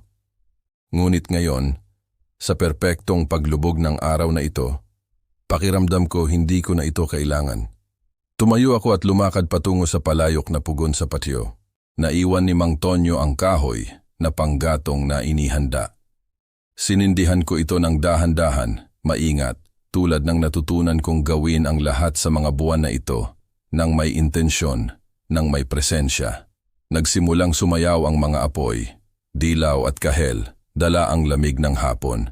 Ibinuklat ko ang papel. Tour sa Baguio, Tagaytay at Vigan, all-inclusive luxury package. Lahat ay kasinungalingan. Mga hungkag na salita na layuning ilayo ako sa aking tahanan habang ninanakaw ang aking buhay. Ngunit ang mga salitang iyon ay wala ng kapangyarihan sa akin. Dahan-dahan na may ngiti sa aking mga labi, nagsimula akong punitin ang papel. Una sa 2, pagkatapos ay sa 4, pagkatapos ay sa 8. Patuloy akong nagpununit hanggang sa walang matira kundi maliliit na piraso ng konfeti sa aking mga kamay. Itinapon ko ang mga ito sa apoy. Sabik na tinanggap ng mga apoy ang mga ito, na parang hinihintay din nila ang sandaling ito tulad ko. Ang mga piraso ng papel ay pumilipit, umitim, naging usok na umakyat sa kalangitan ng paglubog ng araw at kasama ng usok na iyon, nawala ang lahat ng huling bakas ng sakit, ng pagtataksil, ng kalungkutan. Nanatili ako roon, nakatingin sa apoy, nararamdaman ang init nito sa aking mukha. Magpahinga ka, Roberto, sabi ko sa sarili ko ng malakas. Talagang magpahinga ka. At sa unang pagkakataon sa loob ng maraming taon, marahil mga dekada, nakaramdam ako ng tunay na kapayapaan. Hindi ang peking kapayapaan ng pagbaliwala sa mga problema. Hindi ang artipisyal na kapayapaan ng pagpapanggap na maayos ang lahat gayong hindi. Kundi ang malalim na kapayapaan na dulot ng pagkaalam na ginawa mo ang tama kahit na iyon ang pinakamahirap. Mga minamahal kong kaibigan, narating na natin ang wakas ng kwentong ito. Ang aking kwento, isang kwento na hindi ko inakala na ikukwento ko, lalo na sa harap ng mga kamera at mikropono upang marinig ng libo-libo.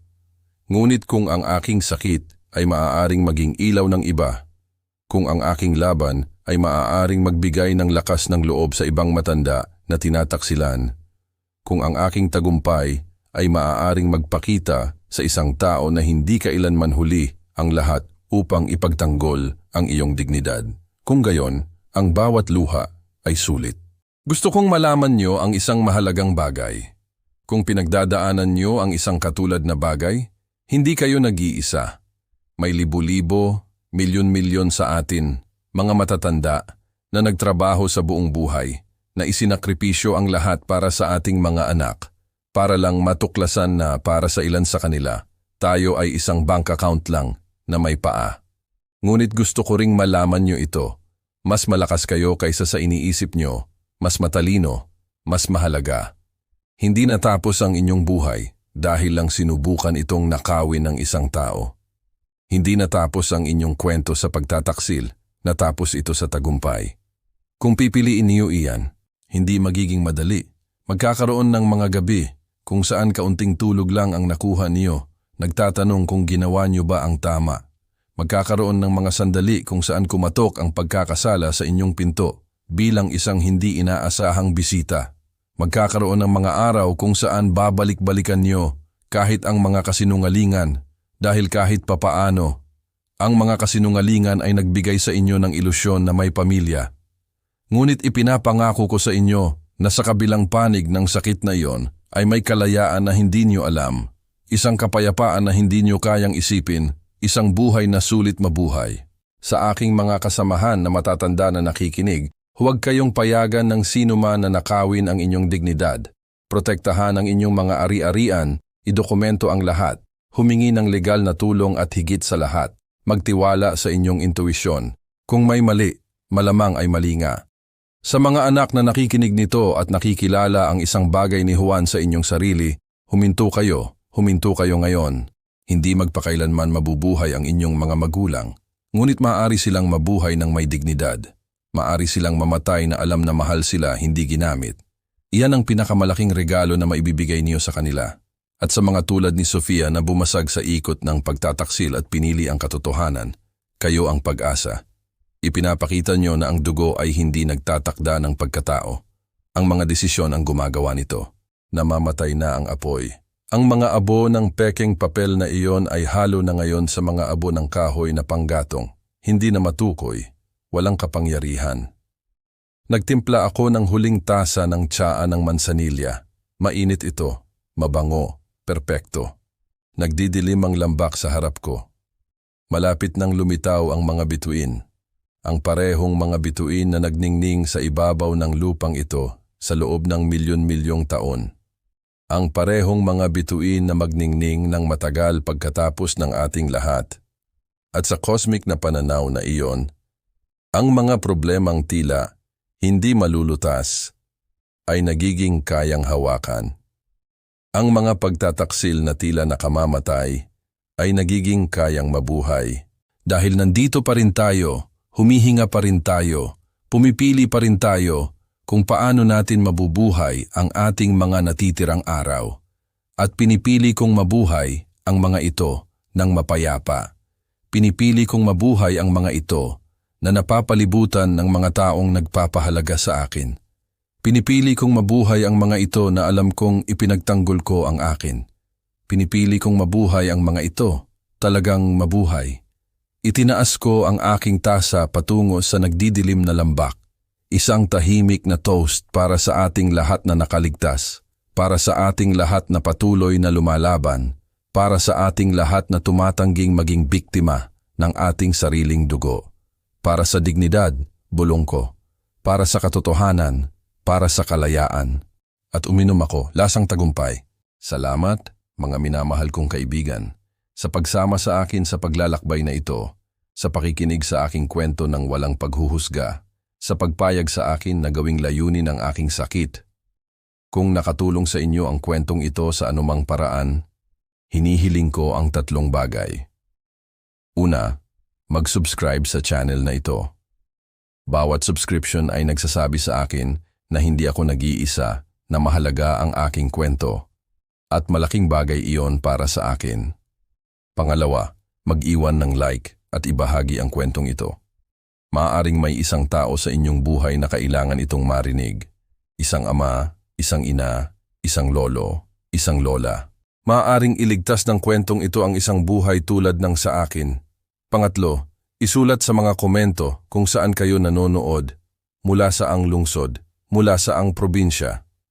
Gusto kong malaman na ang maliit na kwentong ito ng isang matandang accountant sa Maynila ay nakakarating sa mga sulok na hindi ko inakala.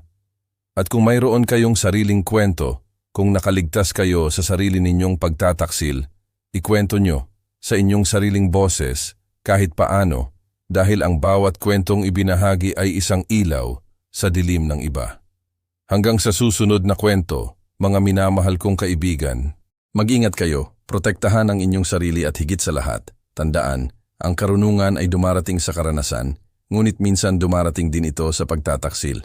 At kapag dumating ito sa ganoong paraan, ginagawa tayong mas malakas kaysa sa inaakala nating kaya natin. Pagpalain kayo ng Diyos, protektahan kayo mula sa mga huwan ng mundo at palibutan kayo ng mga aling nena, Mang Jose at Sofia, hanggang sa muli. At tandaan, hindi kailanman huli ang lahat upang bawiin ang inyong buhay. Isinara ni Roberto Manalo ang kanyang laptop pagkatapos mag-record ng huling video na iyon. Lumampas na sa 1,000,000 ang mga views. Hindi tumitigil ang mga komento, mga kwento ng mga taong nakakita ng lakas ng loob sa kanyang mga salita. Mga kwento ng mga pamilya na gumaling dahil nagsalita ang isang tao ng katotohanan. Humilig siya sa kanyang rocking chair, nakatingin sa mga bituin na ngayon ay punong-puno sa kalangitan. Sa syudad, tinapos ni Juan Manalo ang kanyang night shift sa konstruksyon.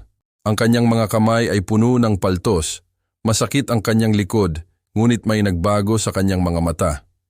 Hindi na siya ang mayabang na lalaki na nakasuot ng mamahaling suit. Siya ay isang taong sa wakas ay natututo ng halaga ng tapat na trabaho. Kung isang araw ay makakahanap siya ng pagtubos, tanging ang panahon ang makapagsasabi. Ngunit hindi na iyon ang kwento ni Roberto. Ang kanyang kwento ay ito, ang kwento ng isang lalaki na halos mawala ang lahat, ngunit sa huli ay nanalo ng pinakamahalaga. Nabawi niya ang kanyang sarili. At iyon, mga minamahal kong kaibigan, ay walang katumbas.